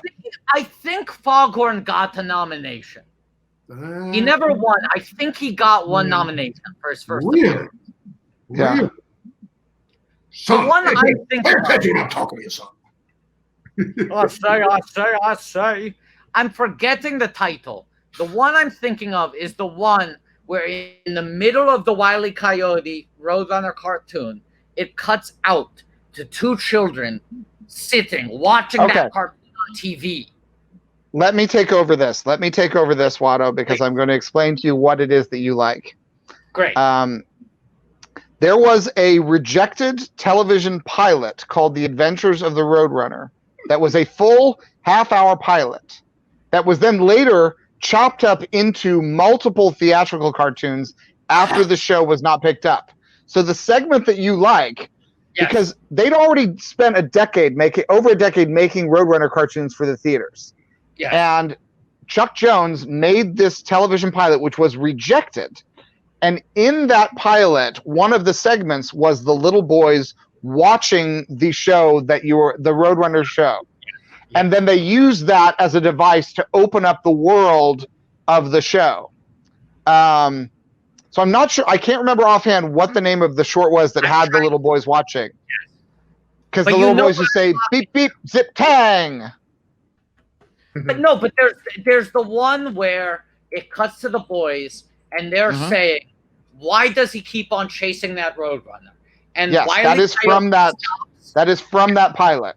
and he turns to the camera, and for the first time, Wile E. Coyote speaks, and in a very crisp, eloquent British accent, he explains that the Roadrunner has the most tender meat of any animal in the kingdom, and he takes out a diagram, and he explains why he wants to eat the Roadrunner so badly. And that was not the first time that that Wile E. Coyote spoke, but it was the first time in the Roadrunner universe that he spoke. He had spoken in a series of Bugs Bunny cartoons, but because the first Roadrunner cartoon was called Fast and Furious. The second Wile E. Coyote cartoon, before they'd ever made a follow-up to the Roadrunner, was Operation Rabbit, where suddenly he has a name, he has a voice, and he's trying to kill and eat Bugs Bunny instead. Think about that. Before they'd ever established that the Roadrunner was a series, they decided to make him talk and interact with the main star of the studio. There is no character in the Looney Tunes stable who has more range than Wile E. Coyote. Who's your least favorite Looney Tune character? Pepe Le Pew. Lola. Lola doesn't count. That's some fucking 90s bullshit. I would go with the bird. I'd go Tweety Bird. Bunny and Claude. Bunny and Claude. Who's Bunny and Claude? I don't remember. Bunny and Claude. Bunny and Claude are the worst. Look them up on YouTube tonight. As a matter of fact, maybe we'll watch. Maybe that'll be the next stretch goal. Is we will watch What's Up or Doc, followed by a Bunny and whatever Bunny and Claude short we can find online. I promise you, this is a low point in Looney Tunes history. Okay, can we all go to HBOmax and pull up some Looney Tunes right now? Because people have pledged for it. So let's start watching What's Up or Doc. Okay, should I drop out then? No, stick with us. You can do whatever you want, Robert. I don't want to. Go ahead. Go ahead. I got it. Okay, go ahead. Yeah. If you're willing to stay, we will have you. Yeah, okay, go ahead. Go ahead. Go ahead. All right. What are the ones where they do all the characters, like they take off some of the Hollywood actors and stuff? Yeah. Well, Oh yes, yes. You want to be in pictures? That's one. Now, There's George, one that's at like the it's like at the Copacabana kind of club. Yes. Yeah. Oh, dude, why are we watching Bunny and Claude? Let's watch the good ones. We're not watching, but we refuse to watch Bunny and Claude. But I encourage people who think they've seen the worst Looney Tunes to seek out Bunny and Claude. It's a 1960s very poor effort. It's the bottom of the barrel. Now, interestingly, by the way, there's a technical reason for that. I'm sure Watto might agree with me. The reason the quality goes off is Jack Warner dies and the Goyim take over. Would you concur with that theory? Yes, absolutely. Yeah, absolutely. Are we ready to queue up What's Up or Doc? I'm Which finding season it. is it on? Hang on one sec. I'm just if you search for What's Up or Doc, it'll come up. But it's episode 16 of season whatever. They've got these divided up by seasons. Yeah, I know. Season 22, episode 16. Thank you. Okay, this is one of the best things anyone's ever made. I was gonna say, And this is now Arthur Q. Bryan was the voice of Elmer Fudd. How do I watch it? Oh, I will. Do you have HBO Max? Wait a minute, I got to get another computer though, don't I? Bobby, we'll wait for you. We'll wait. We'll for wait. You. Hold on. We'll wait for you, Bobby. Don't talk for yourself. Okay. This might take a second. Maybe we should watch a Bunny and Claude while we wait. George, it took almost 2 months, but I feel like we finally reached the ideal form of this show, which is us discussing Looney Tunes with Robert Wuhl. Who knew that he had equally strong opinions to the two of us, two incredibly strange men who care about Looney Tunes far too deep.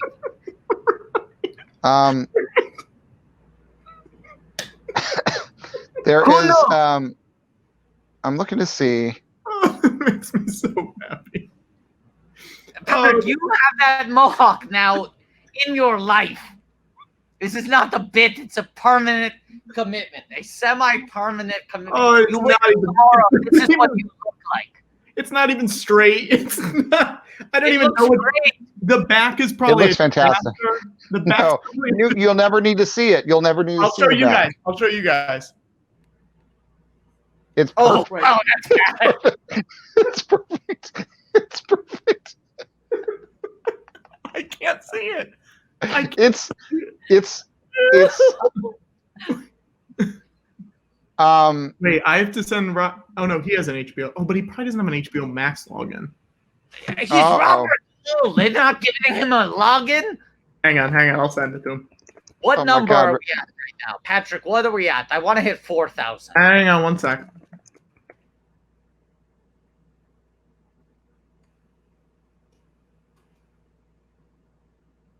you didn't finish your top 5, Watto. Okay, wait. Or So did what? you? Jay-Z, Kanye, Method Man. No, shut the fuck up.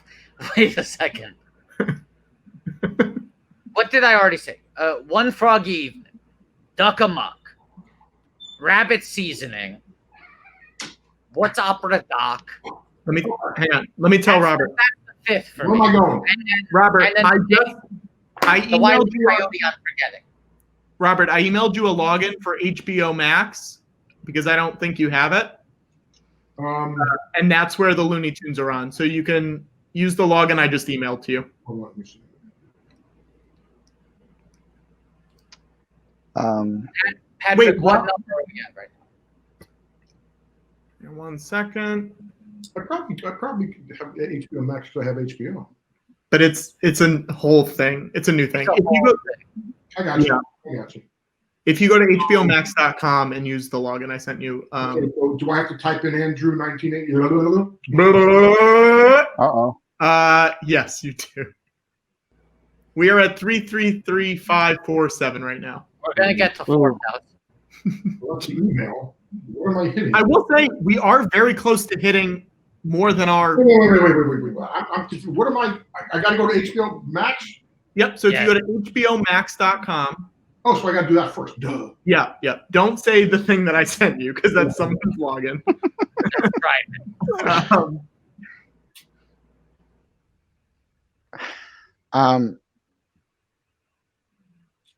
In the meantime, Patrick, I want to give you a link. I'm just going to recite it and you write this out, okay? Yeah, sure. All right. HT. Well, hang on, George. Robert, did that work for you or? Yeah, I got to. Okay. Say what you guys say, George. Go ahead. Write this down. You got it? Yeah. HT. Yeah. TP. Yeah. S:// Yeah. / Yeah, sure. /W. Yeah. WW. Yeah. .D. What? .D. Okay. AI. Yeah. LY. George. Okay. Let's skip to the slash. Motion.com /video /X6NFXSI. X6NS. And F, like as in Froggy Evening. Okay, sure. X6I. Do I allow HBO Max to use Bluetooth? No, right? Yes. No, you don't need to do that. Yeah. Yes. Yeah? Okay. Okay. Let me see. Okay. So Watto always uses Bluetooth. now I got to go to Looney Tunes, right? Yes. Yeah. Or if you just type This in is what's my- if you just type in what's opera doc, it will come up. I'm finding the clip of this Roadrunner cartoon, and I still can't attribute what episode it's from. Got it. Got it? I'll Okay. find it. I'll find it for you later, Watto. I All right, promise. so that's all. We're gonna sync up to press play at the same Well, I'm time. gonna have to turn off the sound. Yeah, Yes. if you turn on the Quiet. closed captions. Yes. Just put it at a low volume. Yeah, or turn. Well, I And also I'm think telling- we'll but no, get what happens? But yes, but also we are not ending this stream until we hit $4,000. And I say that, please help us end this stream. We want to hit 4,000. We're not ending until 4,000. Watto, I want to say something. That was very presumptuous of you to I'm call that calling kind of my audible. I'm calling my calling your shot. What are we at right You're now? calling your shot. You had no right. You had no right to do that, Watto. Yeah, I'm out of order. This whole court is out of order. We're at the same. We haven't gained $1. Okay. 7 All right. drawings and we're there. All right. Are we ready? Yes. You good? Okay. We All will right, hit we ready? play in 1, 2, 3. All right. Oh, wait a minute. I got some. Uh-oh. Like, hold on a second. Okay. We'll go back to the beginning. Sign in now. You let me know when you're ready, Robert. Sign in through now. Oh, I know what you're talking about now. Okay, hold on a second. I'm going to use your words. Okay, I get it. Okay. Okay. Now, Watto, that's all. You're asking for a lot. I'm not. $700. 7 drawings. That's all it takes. You're drunk with drawing power. Do you think because you raise so much money doing drawings that it's never going to stop? But It's there will sweat be a equity. limit. It's not ego. It's sweat equity. I'm putting in the work. Okay, guys, if you're watching, $1, $5, $10, whatever you want to do. $100. Just- $300. $700. I took tomorrow off, so this is fine for me. Watto's never working ever again. And as someone pointed out in the comments, Kai to the LE, he's pointing to the fences, and the fences aren't within sight. I am ready to prove that wrong. Okay. I'm Big Ruth calling my shot. Hang on. Here's the thing. I At think I'm ready to go. $400, Watto has to chug ice cream. Yes, he does. I think I'm up.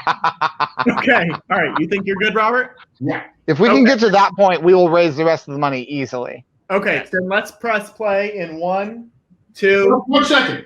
Start watching by. I don't want Apple TV. I don't give a shit. No, you don't need that. Okay. Okay. 1, 2, 3. Great. I love those orange concentric circles.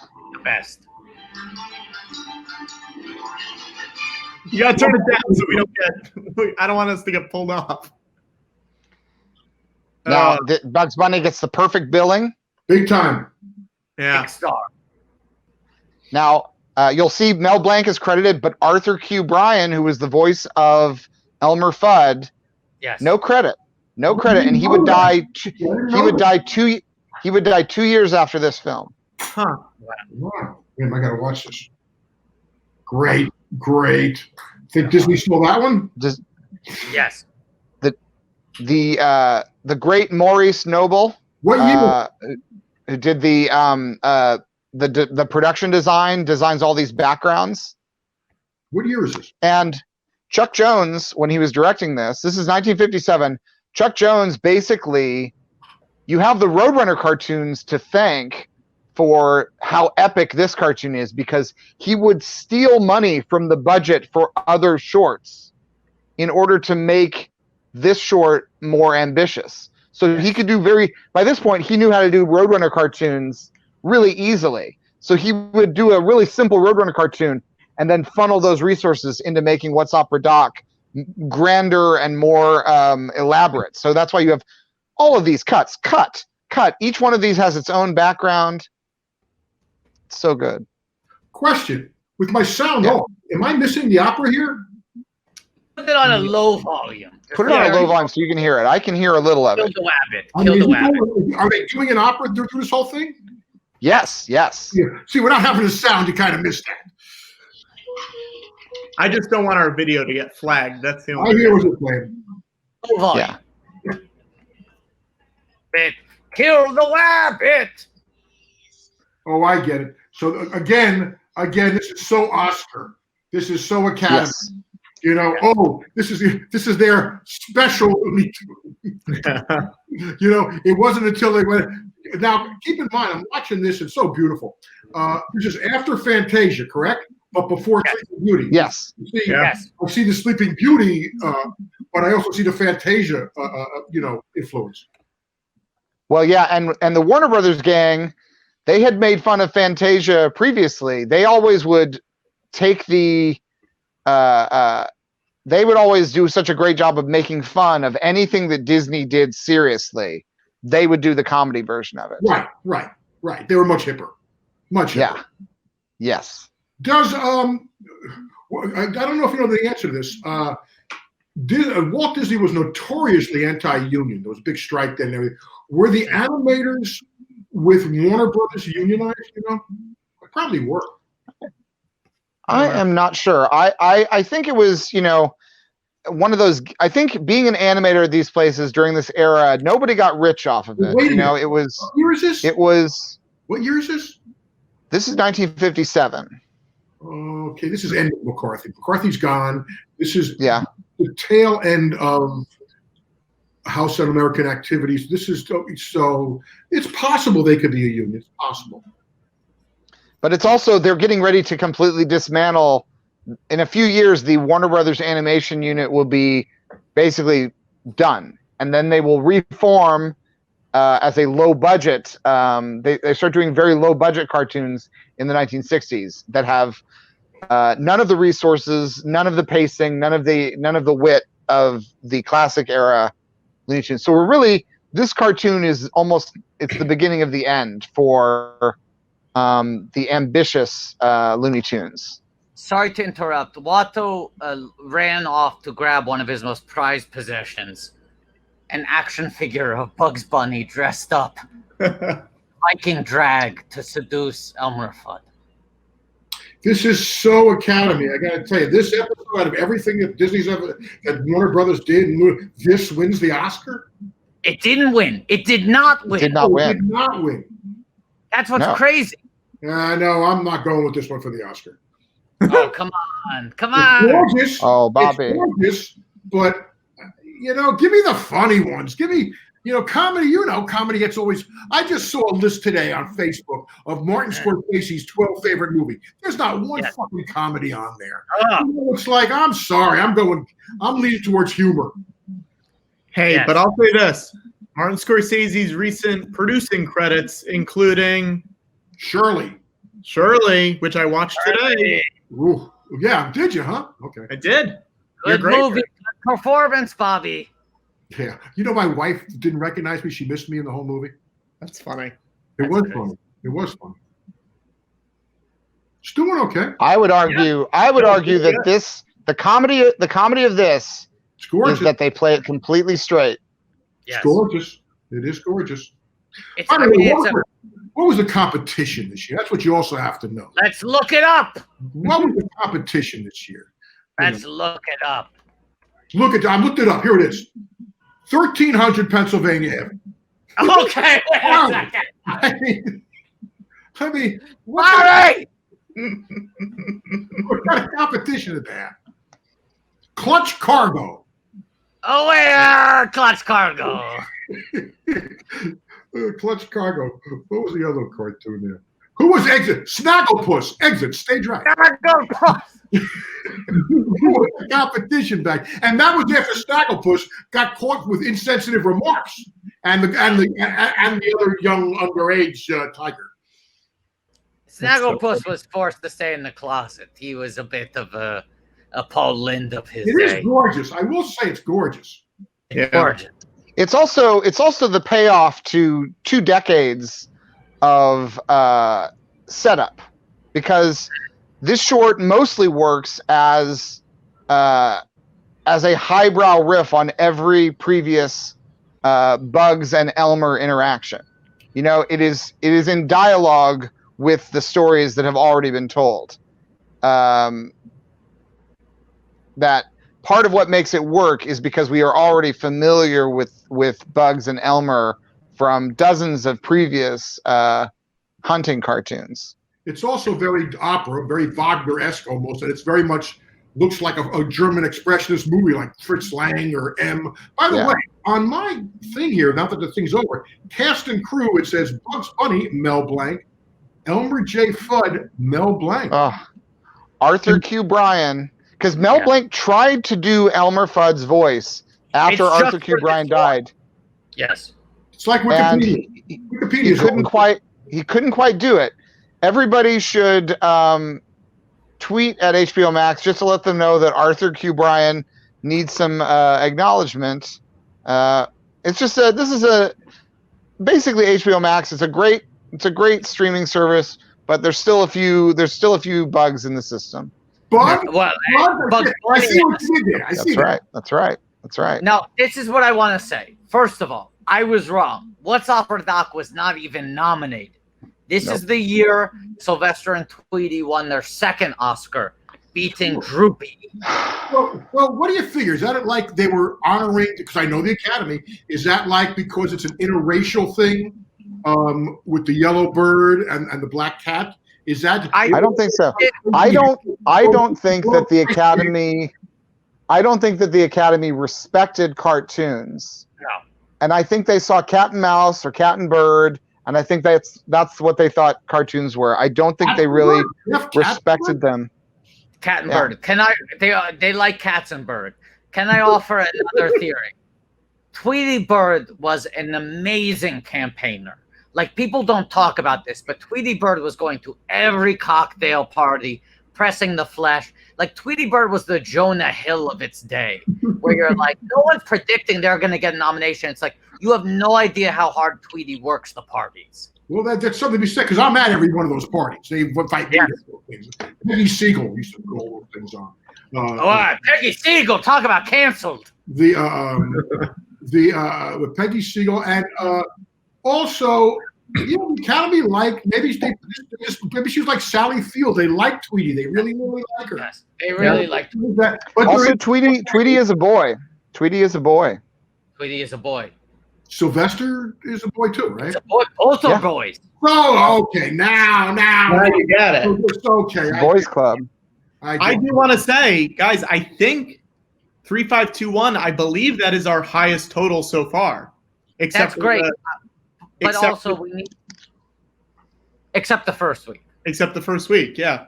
I think that's our biggest total. We still need to hit 4,000. I'm going to suggest we all scroll over to season 20 and put on One Froggy Evening.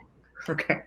Robert, I also do you know if you gotta go, don't feel obligated to stick around, Robert. No, but I just wanted to know, now that I understand the Tweety Sylvester thing, did you know, did Ryan Murphy create the was he involved in the Tweety Bird Sylvester cartoon? As part of his rewritten history, yes. If you watch the Netflix original series Hollywood, Ryan Murphy wrote every Looney Tunes. No, I just think he did the Tweety Bird Sylvester ones. I don't know. All of it. He wrote all of it. Now you want to talk about jokes, Bobby. If you're asking me, what is the funniest single thing that anyone has ever made? One Froggy Evening is top of that list for me. Is that on here? Yeah. We're about to watch it. If you on HBOmax. I'm not doing it justice without you're taking away the audio. I mean, wow, that's tough. You're still gonna get it. Scroll over to season 20, episode 21, One Froggy Evening. Wait a minute, how do I scroll this thing? Why don't I just type it in? Okay, One Froggy Evening. Hey, Watto, do a little pitch people on why they should get us to that 4,000. Look, here's the deal. First of all, I've done 9 drawings, but I'm willing to go up to 20. Oh, I love this one. Oh, yeah, sure. Right, this is the best. This is the funniest thing anyone's ever. Oh, yeah. I chugged the Celery. I'll say this. Also, let me say, if you've donated an amount that is not $100 and you bump it up to $100, we will give you the drawing. We'll give you the drawing. I'll draw as many drawings as I have to do. I'll spend the next week doing this. And at $4,000, you get to see me microwave a pint of ice cream and drink it.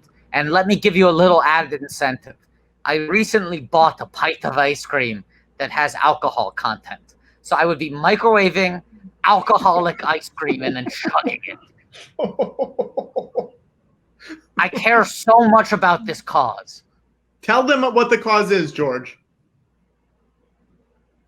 Oh, yeah. Sorry, I'm just looking for something else. We're raising money. We're raising money today for the Black TV and Film Collective, which is an organization that helps Black filmmakers, prospective, budding, young Black filmmakers to get started and with classes and workshops and professional connections and helping people get a chance to sort of tell their stories and get started in filmmaking. Yeah, it's a very good cause. Yeah. Yeah. Once WATTO gets back, we will start this one. And I am also. Wow, we did just get another $100. Isn't it great that these are so much shorter than Arliss? I know, right? So here it is. This is a pint of raspberry limoncello sorbet. Oh, Let me look up what the actual alcohol content is. Here, but it's 10%. It's up to 5% on this pint. I would microwave this and chug it. People are asking, why would you do this to your body, WATTO? really? For a good cause. Nah, that wouldn't do it for me. All right. So we're ready for one froggy evening? Yes. One froggy evening. We're at 36:21, guys. Okay, ready? All right, here we go. You ready? 1, 2, 3. Now this is as funny as anything has ever been. If you ask WATTO, this is the peak of comedy, right? Oh wait, it says, please restart the HBOmax app. Oh no! Technical difference between Looney Tunes and Merry Melodies. I think there was a difference early on that eventually got blurred into nothing. Because I think originally Merry Melodies were more musical, like they were song based in the 30s. It was like I Love to Sing. Yeah. Are we having to restart, or are we? Hold on, let's see if it works for me now. Okay, we're waiting. Slowly. Are we waiting, Patrick? Yeah, let's wait for WATTO. Yeah. This is WATTO's favorite. I'm 47 seconds in. Okay, wait, Bobby, hold on. It's okay. Stop. I'm restarting the app.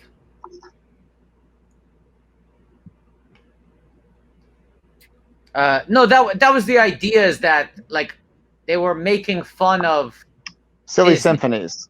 Right. They were making fun of Disney's Silly Symphonies. Yeah. Merry Melodies was basically sort of a spoof of that, I believe. Yes. Yeah, Jack Warner and Walt probably didn't get along real well. No. It's the competition. Okay, Froggy. Here we go. All right. You ready, WATTO? Yes, it's playing now. Okay, let's start. You know, when you get to 47. Okay, ready? 3, 2, 1, go. Now, it's subtle, but this is the very complex dynamic at play in this cartoon, One Froggy Evening. The frog is very good at singing and dancing, but he doesn't want to sing and dance when anyone is looking. Are you frog-splaining this cartoon to me, Watto? I'm mansplaining the frog tune.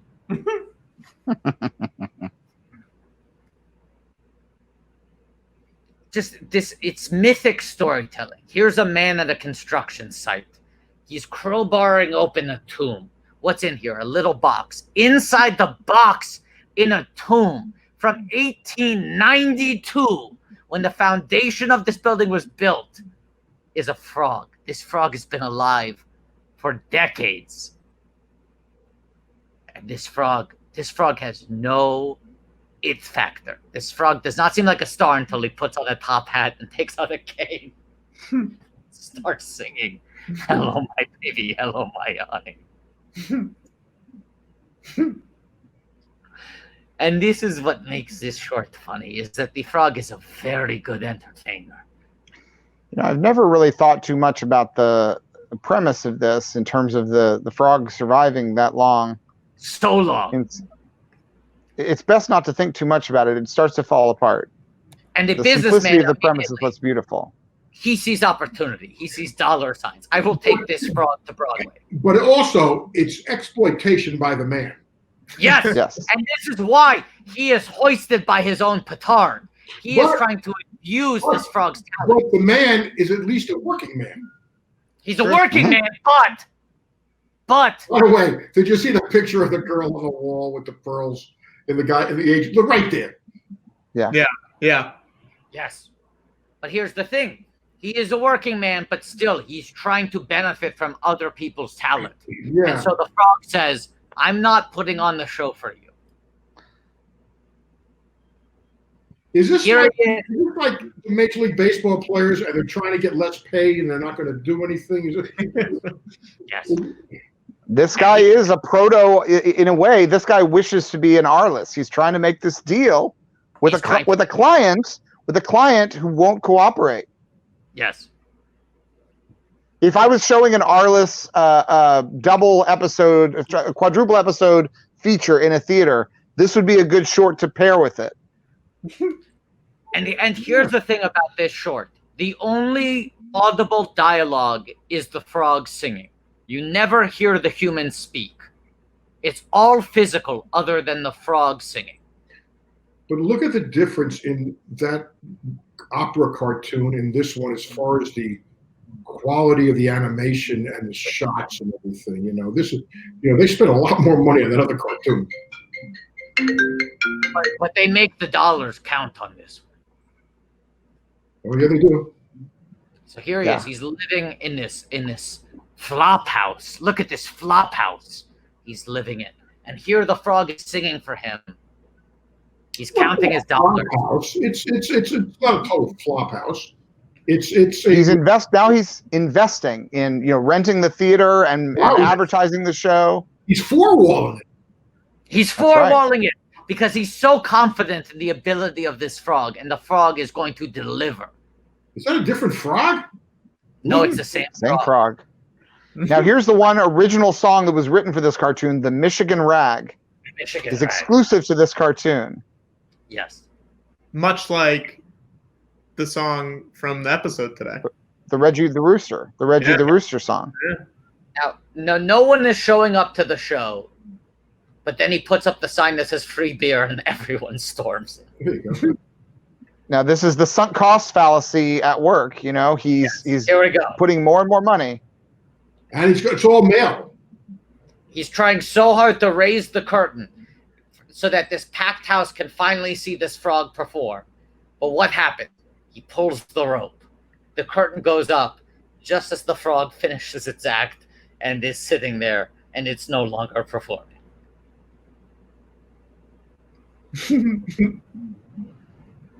Now imagine the audacity of that audience who's been given free beer. Oh shit! That they would also throw their vegetables at him. You can't trust the public. Never. Fuck. No, but this short is actually saying things. Now he's out on the street. He has no home. He's just here with the frog. He's spent all his money. And now the frog is singing. When only the cops, the fucking cops, can come and give him the business. This short is about how we should abolish the police. So wait, the cops are mad that the what they assume as a homeless man is singing? Singing in the park. It's a public disturbance. That's crazy. He's homeless. He spent a stint. The man with the badge gets to say. He has been ruined. Ruined. How did this frog? How does the frog in the same cell? He spent that time in a psychiatric institute. A lot of story went by very quickly in this. He was sentenced. It's the future. It's 2056 AD. He's buried the frog in the building for another century. Yeah, this is a very optimistic cartoon. I'm not sure things will look that nice by then. No. And this man uncovers the frog. The frog has lived. He's going to do the same thing, right? And he sees the dollar signs. It's cyclical. But the dollar is still the standard currency in 2056. Wow. What a short. Man never learns.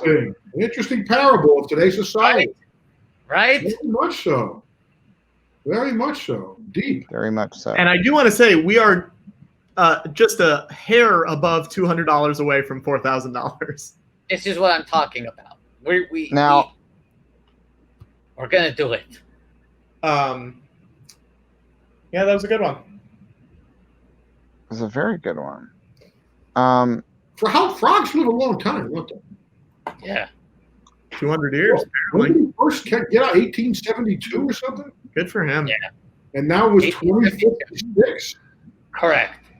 Wow. So he was like the mummy of frogs. I mean, he could. He really lived a long time. Yeah. Moving backwards, do we want to watch Duck Amok? What's that?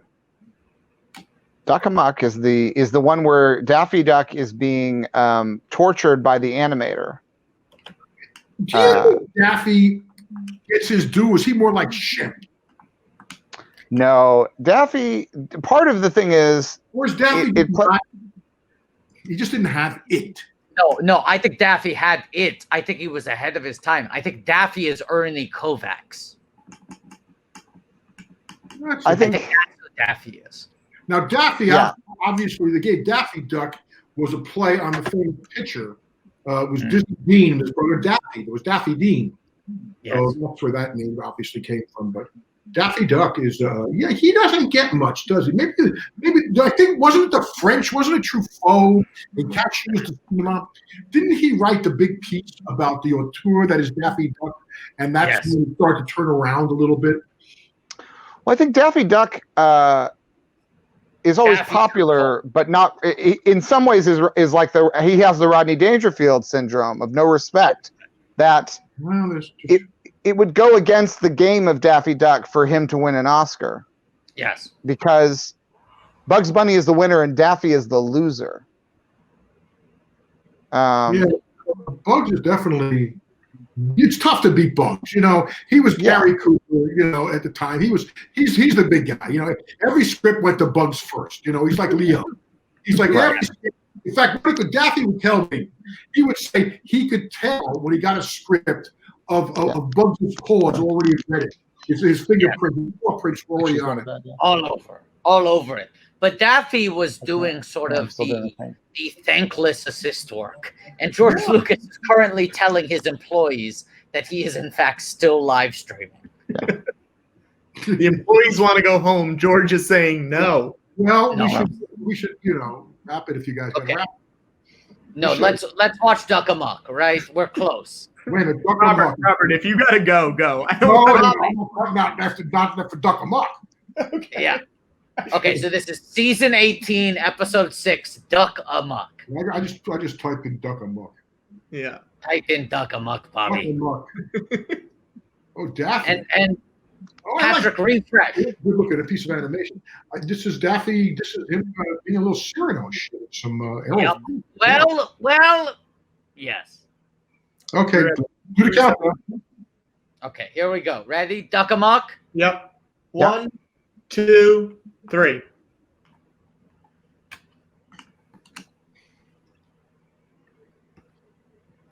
So Bobby, you've looked at the preview image here. You go, I get this.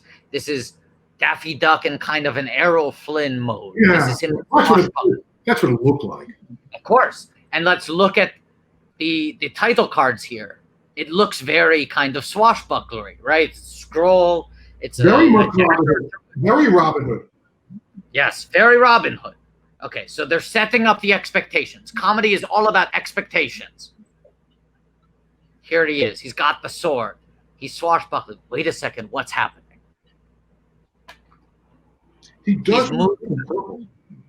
He does, but suddenly he's moved outside of the drawings. He's on a blank page now. The premise is that the animator doing his cartoon is not doing their job properly. Who's the inspiration for Daffy Duck? Well, in some senses, in the same way that Bugs Bunny could be a reaction to Mickey Mouse, the Daffy Duck, they needed a duck, that Daffy Duck is the answer to Donald Duck. I get that, but I'm saying Bugs was Groucho Marx. Yes. Who was Daffy? I mean, Foghorn Leghorn was the guy from the radio show. There was a Professor Cleghorn. I'm saying these are based on somebody else. I was wondering who they stole.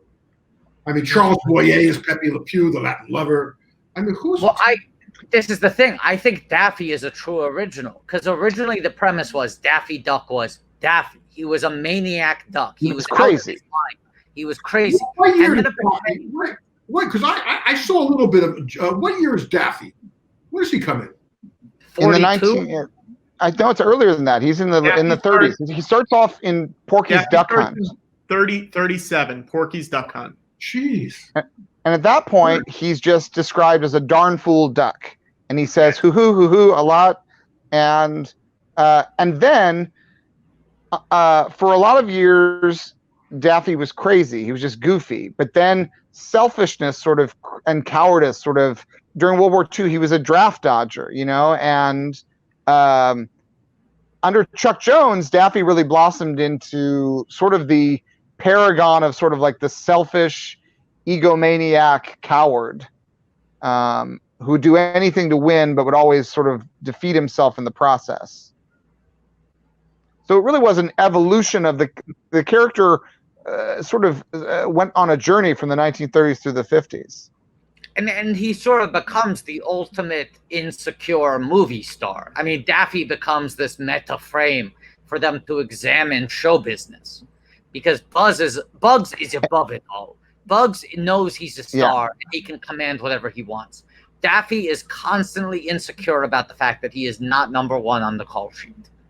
And Daffy also became the conduit for a lot of genre parody, because you had Duck Dodgers in the 24th and a half century, which was sort of the science fiction one, and then you'd have a series of Western parodies and detective parodies and the Sherlock Holmes parody. They would always use Daffy to try to attempt and fail to be a leading man in multiple genres. So this Daffy redrawn as this four-legged creature with the flower for a head and the screwball flag. That's about as good as it gets. Yeah. Daffy and drag, really, right there. I mean, Yeah. But Daffy, is he just some pissed off duck? I mean, which I kind of like. Yes. Yeah. I think Chuck Jones had described that he wanted to be Bugs Bunny, but he identified as a Daffy. Like Bugs is a character that we want to be as cool as, and Daffy Duck is who we actually end up being. That's good. That's what year is this cartoon? 1950. Yeah. Yeah. It's also what's going on at 55? You're still 53. This is 53. So 53. So wait a minute. So this is Eisenhower's just elected. This is House Un-American Activities Committee. Mm-hmm. Yeah. This is because Bugs is total anarchy. Yes. So Daffy doesn't represent anarchy to me. He's more being put upon. No, Daffy is the man under the boot. Daffy is not anarchy. Daffy is the man who is powerless at the business end of society. And watch how meta this cartoon is. I mean, Daffy is aware of when he's in a close-up, when they've zoomed out, when the cartoon is trying to end. He's fighting against the format of the animated short. They did a sequel to this film called Rabbit Rampage, where Bugs Bunny was the one being tortured. And you almost never see it because the same dynamic doesn't work with Bugs. We don't want to see Bugs Bunny frustrated in that way. I mean, isn't it interesting how even in animated characters, people don't want to see, they don't want to see people not in their zone. They were movie stars. They had personas. Exactly. We want to see Bugs Bunny wronged at the beginning of the film to give him justification to seek vengeance. Yeah, they don't want to see Bugs Bunny in the razor's edge. No. Like Bill Murray. No. Great analogy. I think it's very simple. I think people want to see Bugs Bunny win, and they want to see Daffy Duck lose. Every Bugs Bunny short is him getting the best of someone, and every Daffy Duck short is someone getting the best of him. And it's justified. It's justified because Daffy Duck is always asking for it. Daffy Duck almost always does something to deserve what he gets. Hubris. And same with hubris. And Bugs Bunny is always minding his own business, Almost always. Once these characters find their form, and see, we hear at this a twist ending. All of this was at the hands of Bugs Bunny, who is. Everybody goes home happy because Bugs was there. You know, Yeah. like having a cameo at the end. Hey, everybody, it's Bob Hope. You know, it's like, That's right. That's right. that's interesting. Now, before we start this last one, Okay. I do want to say, What's the name of the last one? hang on. I do want to say that, in fact, we don't need to watch a last one We've hit the number. because we have hit the number. 4,000, Bobby. What do you say? 4,000. Bobby, 4,000. And Wait, 40 hey, cents. what do you say? This We is did our it. Arliss best. We've never hit $4,000 before. We did it. We did it. We were never off for 14 hours before. No, Right. this is That's right. this is Who wrong. knew that if we just never left? Who knew that if we just never left, that the meter would keep running like Yeah, like this is we a taxi cab? But we advanced the national discourse. Yippee! We We did. did. That's We why. did. That's Yeah. All right, We why. did. Yippee. Let's say Yippee. yippee. Yippee. Yippee. Okay, wait. I want Yippee. you guys to stall for time while I microwave this ice cream. Yeah, okay. Oh, that's right. Robert, thank you so much. You are Robert. very welcome. You are very welcome. I mean, You're great. We- as always. We couldn't do any of this without you. Oh, yeah. well, Thank you so much. That's okay. Thank you. Very appreciative. I couldn't do it. I'm having a blast. I'm not doing a damn thing. It's Sunday night here. Nobody's doing anything. Yeah. No sports on. There's I no know. nothing on. How many times can I watch Gunga Din? I watched it again. Great question. It's a great picture. I mean, it's great. Yeah. Yeah, so we got two more of these. We're doing good. Patrick, promise me you won't work too hard to clean up the back of that mohawk. I won't touch it. It's really unlike anything I've ever seen. I won't touch it. Let me know how people react to you this next week. Well, here's the thing. I'm not You going walk on the other outside. side of the street and shit. You know, you're in New York. You're in I'm New not going outside, so it won't make a difference, really. Oh man, you gotta go. You know, Now you got a reason to go out. Now I You got got to to show off that mohawk. I'm dying to see how people react to somebody with that haircut. I know. I really am. Oh, I know. I really am. It's a good one. Oh, Robert. Robert, that's a great question. What would your last meal be? You asked us the question. What would your last meal be? You know, it's tough for me. I either pasta, but because I don't eat that much anymore, maybe one a year, a really great pastrami sandwich with coleslaw and Russian dressing. Yeah. I mean, like a Katz's Deli or Carnegie used to be, or here in Langer's and that. Boy, that's pretty great. Now I got to have a big piece of banana. Now I'm diabetic, so this is all terrible for me. So Robert, I'm diabetic. yeah, there you go. Type 2. Type 2. Type 1. Oh man, no, I'm type 2. Yeah. Boy, you're worse than me. Yeah, I know. That's why you can't go outside. That's why you can't go outside. A great piece of banana cream pie. I'm high risk. I have heart disease also. Yeah. A piece of banana cream pie. A great. I'm trying to think of the best soup I could have. Oh man, a really good. Something would be really terrible for me. A really big, thick clam chowder, like something like that, or or a great appetizer of pasta with like sausage and a red sauce for sure. I mean, just really bad shit for me. Yeah. Boy, but that I guess so. That's what I would probably go for. I get dreams about pastrami sandwiches. I really do, because I can't eat them. I actually 1 or 2 a year. Yeah. Patrick, there are some people who are saying that the nap and snack jokes are no longer funny now that people know that you have type 1 diabetes. It's fine. Keep them coming. I'm doing okay. Yeah. I'm holding up. Patrick can take it. I feel honored that you shared that with me. Yeah. I mean, that's really something. No, I mean, it's, it is what it is. I've had it long enough now that I'm fairly used to it, so it's okay. Well, by the way, and the other thing about the pastrami is, big mistake, don't make it so lean. Real kind of pastrami and food people will tell you want fat in your pastrami. You don't want super lean and thin. You don't want that. You want a piece of pastrami. I'm not really a pastrami guy. George, are you a pastrami guy? That's fine. Yeah. Let me see what Watto has to say about this. Yeah, Watto's. Or should we ask him right after he chugs the ice cream? How mean do we want to be? I think this might be the most insane night of my life. I mean, hey, Watto, what do you think about fat pastrami? Pretty good. How about some chopped liver to wash it down? Oh, this is so funny. This comment. Holy shit, you guys are still live. I went away well after you finished the final ep and had 2 different family Zooms.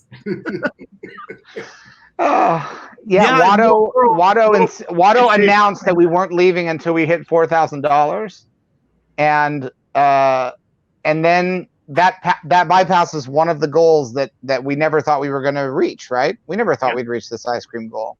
No. What is the goal? What do we get to? We actually got one more in, so we're actually at $4,035.47. We're at $4,000. That's good. These filmmakers better be good.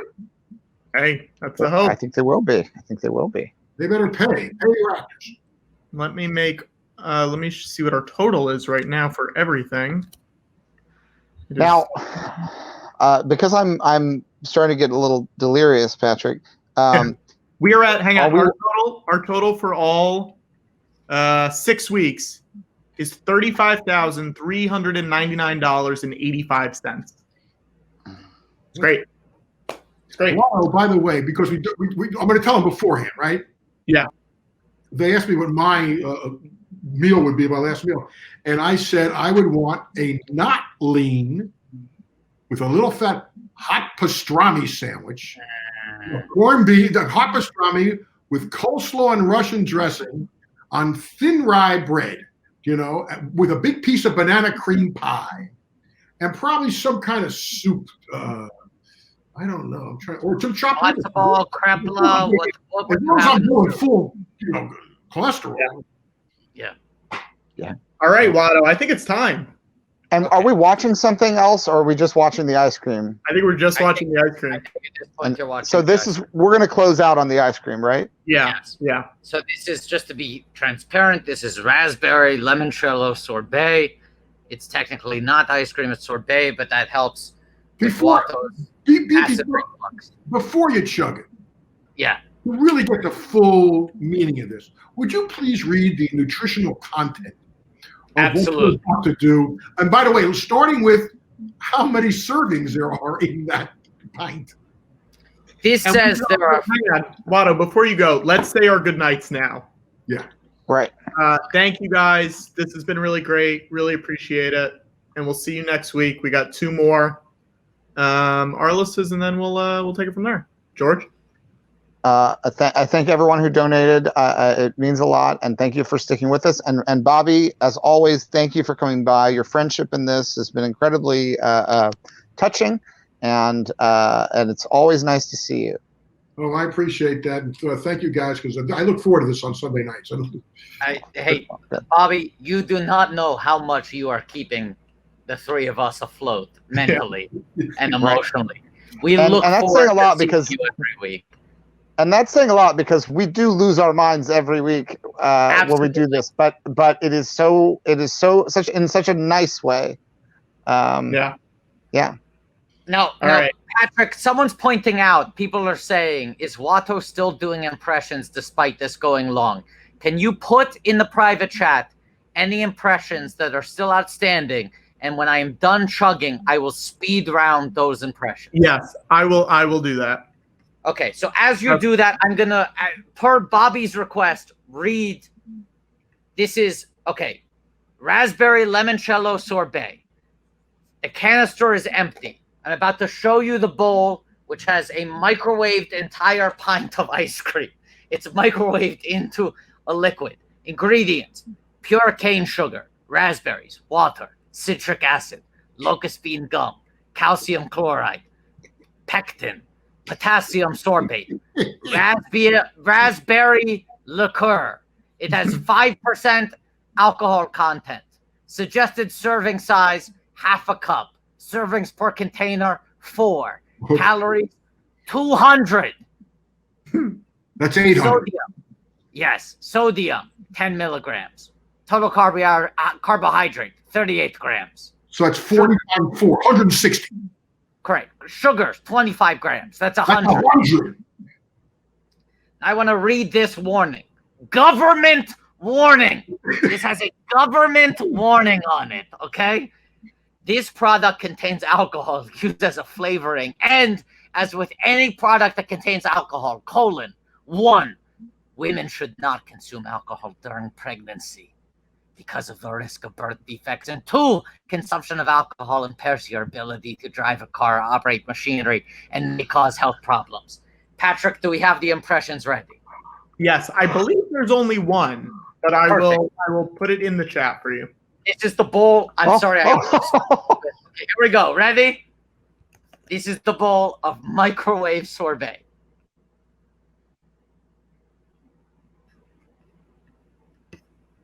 That's got 100 grams of sugar, which means Patrick should be going into his. I cannot do it. Oh, Watto. Oh, it's so messy. Man. Oh. Oh, man. What kind of booze would they say was in that? No, we'll find out in a second. Limoncello.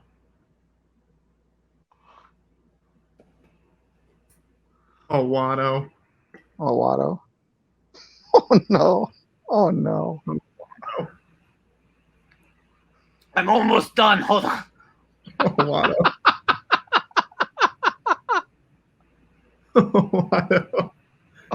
Oh, Watto. Oh, Watto. Oh, Watto. It's Man. Bravo. Wow. All right. Wow. All right, Watto, we'll let you do your speech. okay. Ready? I put it in the chat. I'm not sure if that's the one, but that's what I could find. No, I think you nailed the right thing, and I'm moving my laptop backwards because it got sorbet on it, and I don't want it to break down. Great. And I think you like this, Bobby, okay? I'm going to read. I'll play both parts because we want to end this with a bang. Watto is about to do the final fairground scene, Graham Greene's The Third Man, Ooh. as originally played by Joseph Cotton and Orson Welles. Ready? Hello, old man. How are you? Hello, Harry. Well, they seem to have been giving you quite some busy time. Listen, yes, I want to talk to you. Talk to me, of course. Come on. They move towards the big wheel. The girl attendant of the wheel enters. Kids used to ride this a lot in the old days. They haven't gotten the money nowadays, poor little devils. Harry gets the tickets from the girl. See, Stweck, get in order. They enter the carriage of the wheel. I'm skipping this part. Listen, Harry, I don't believe that. It's good to see you, Holly. I was at your funeral. It was pretty smart, wasn't it? Oh, the old same indigestion. Holly, these are the only things that help. These tablets. Right here, these tablets.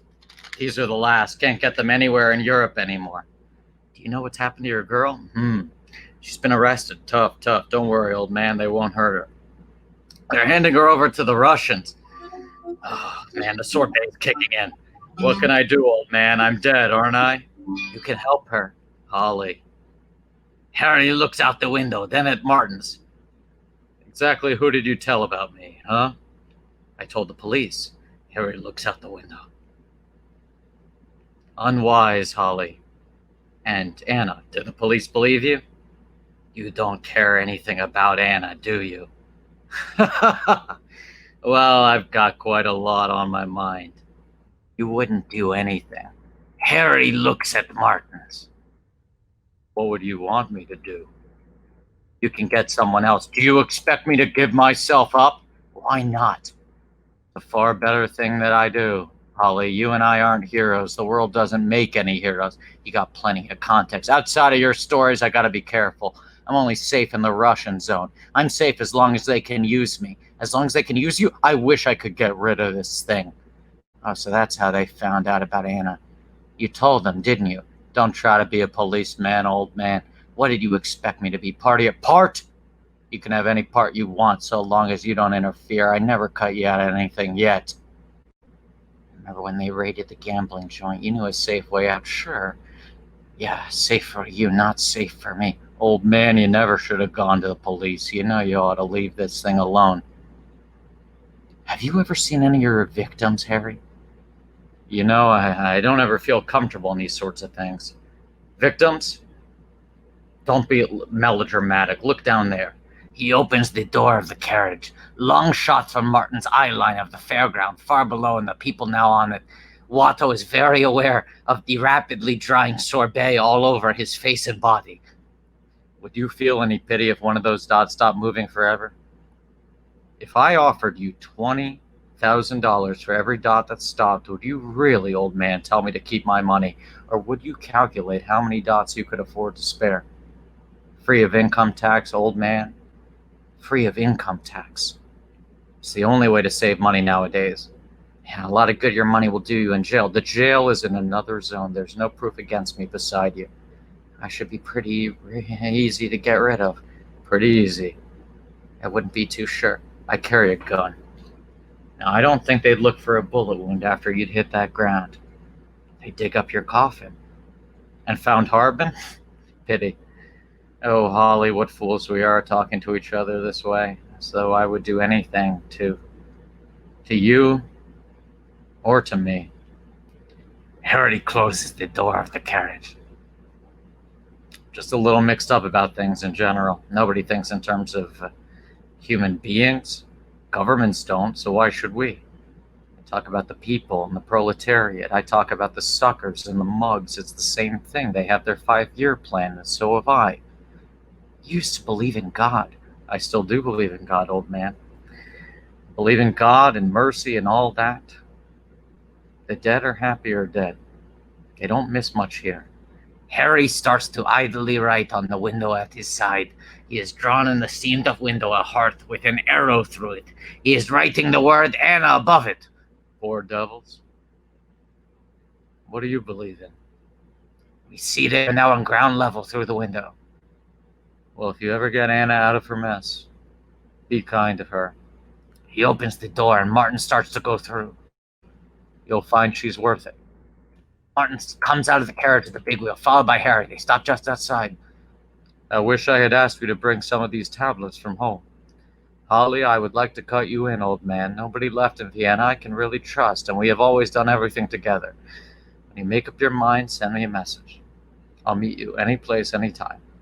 And when we do meet, old man, it is you I want to see, not the police. Remember that, won't you? Martin moves away, but Harry bars his way on the steps. Music starts. Aha! The French champagne, renowned for its excellence. There is a champagne made in the mountains by Paul Masson, and like the best champagne, it is fermented in the bottle. Champagne.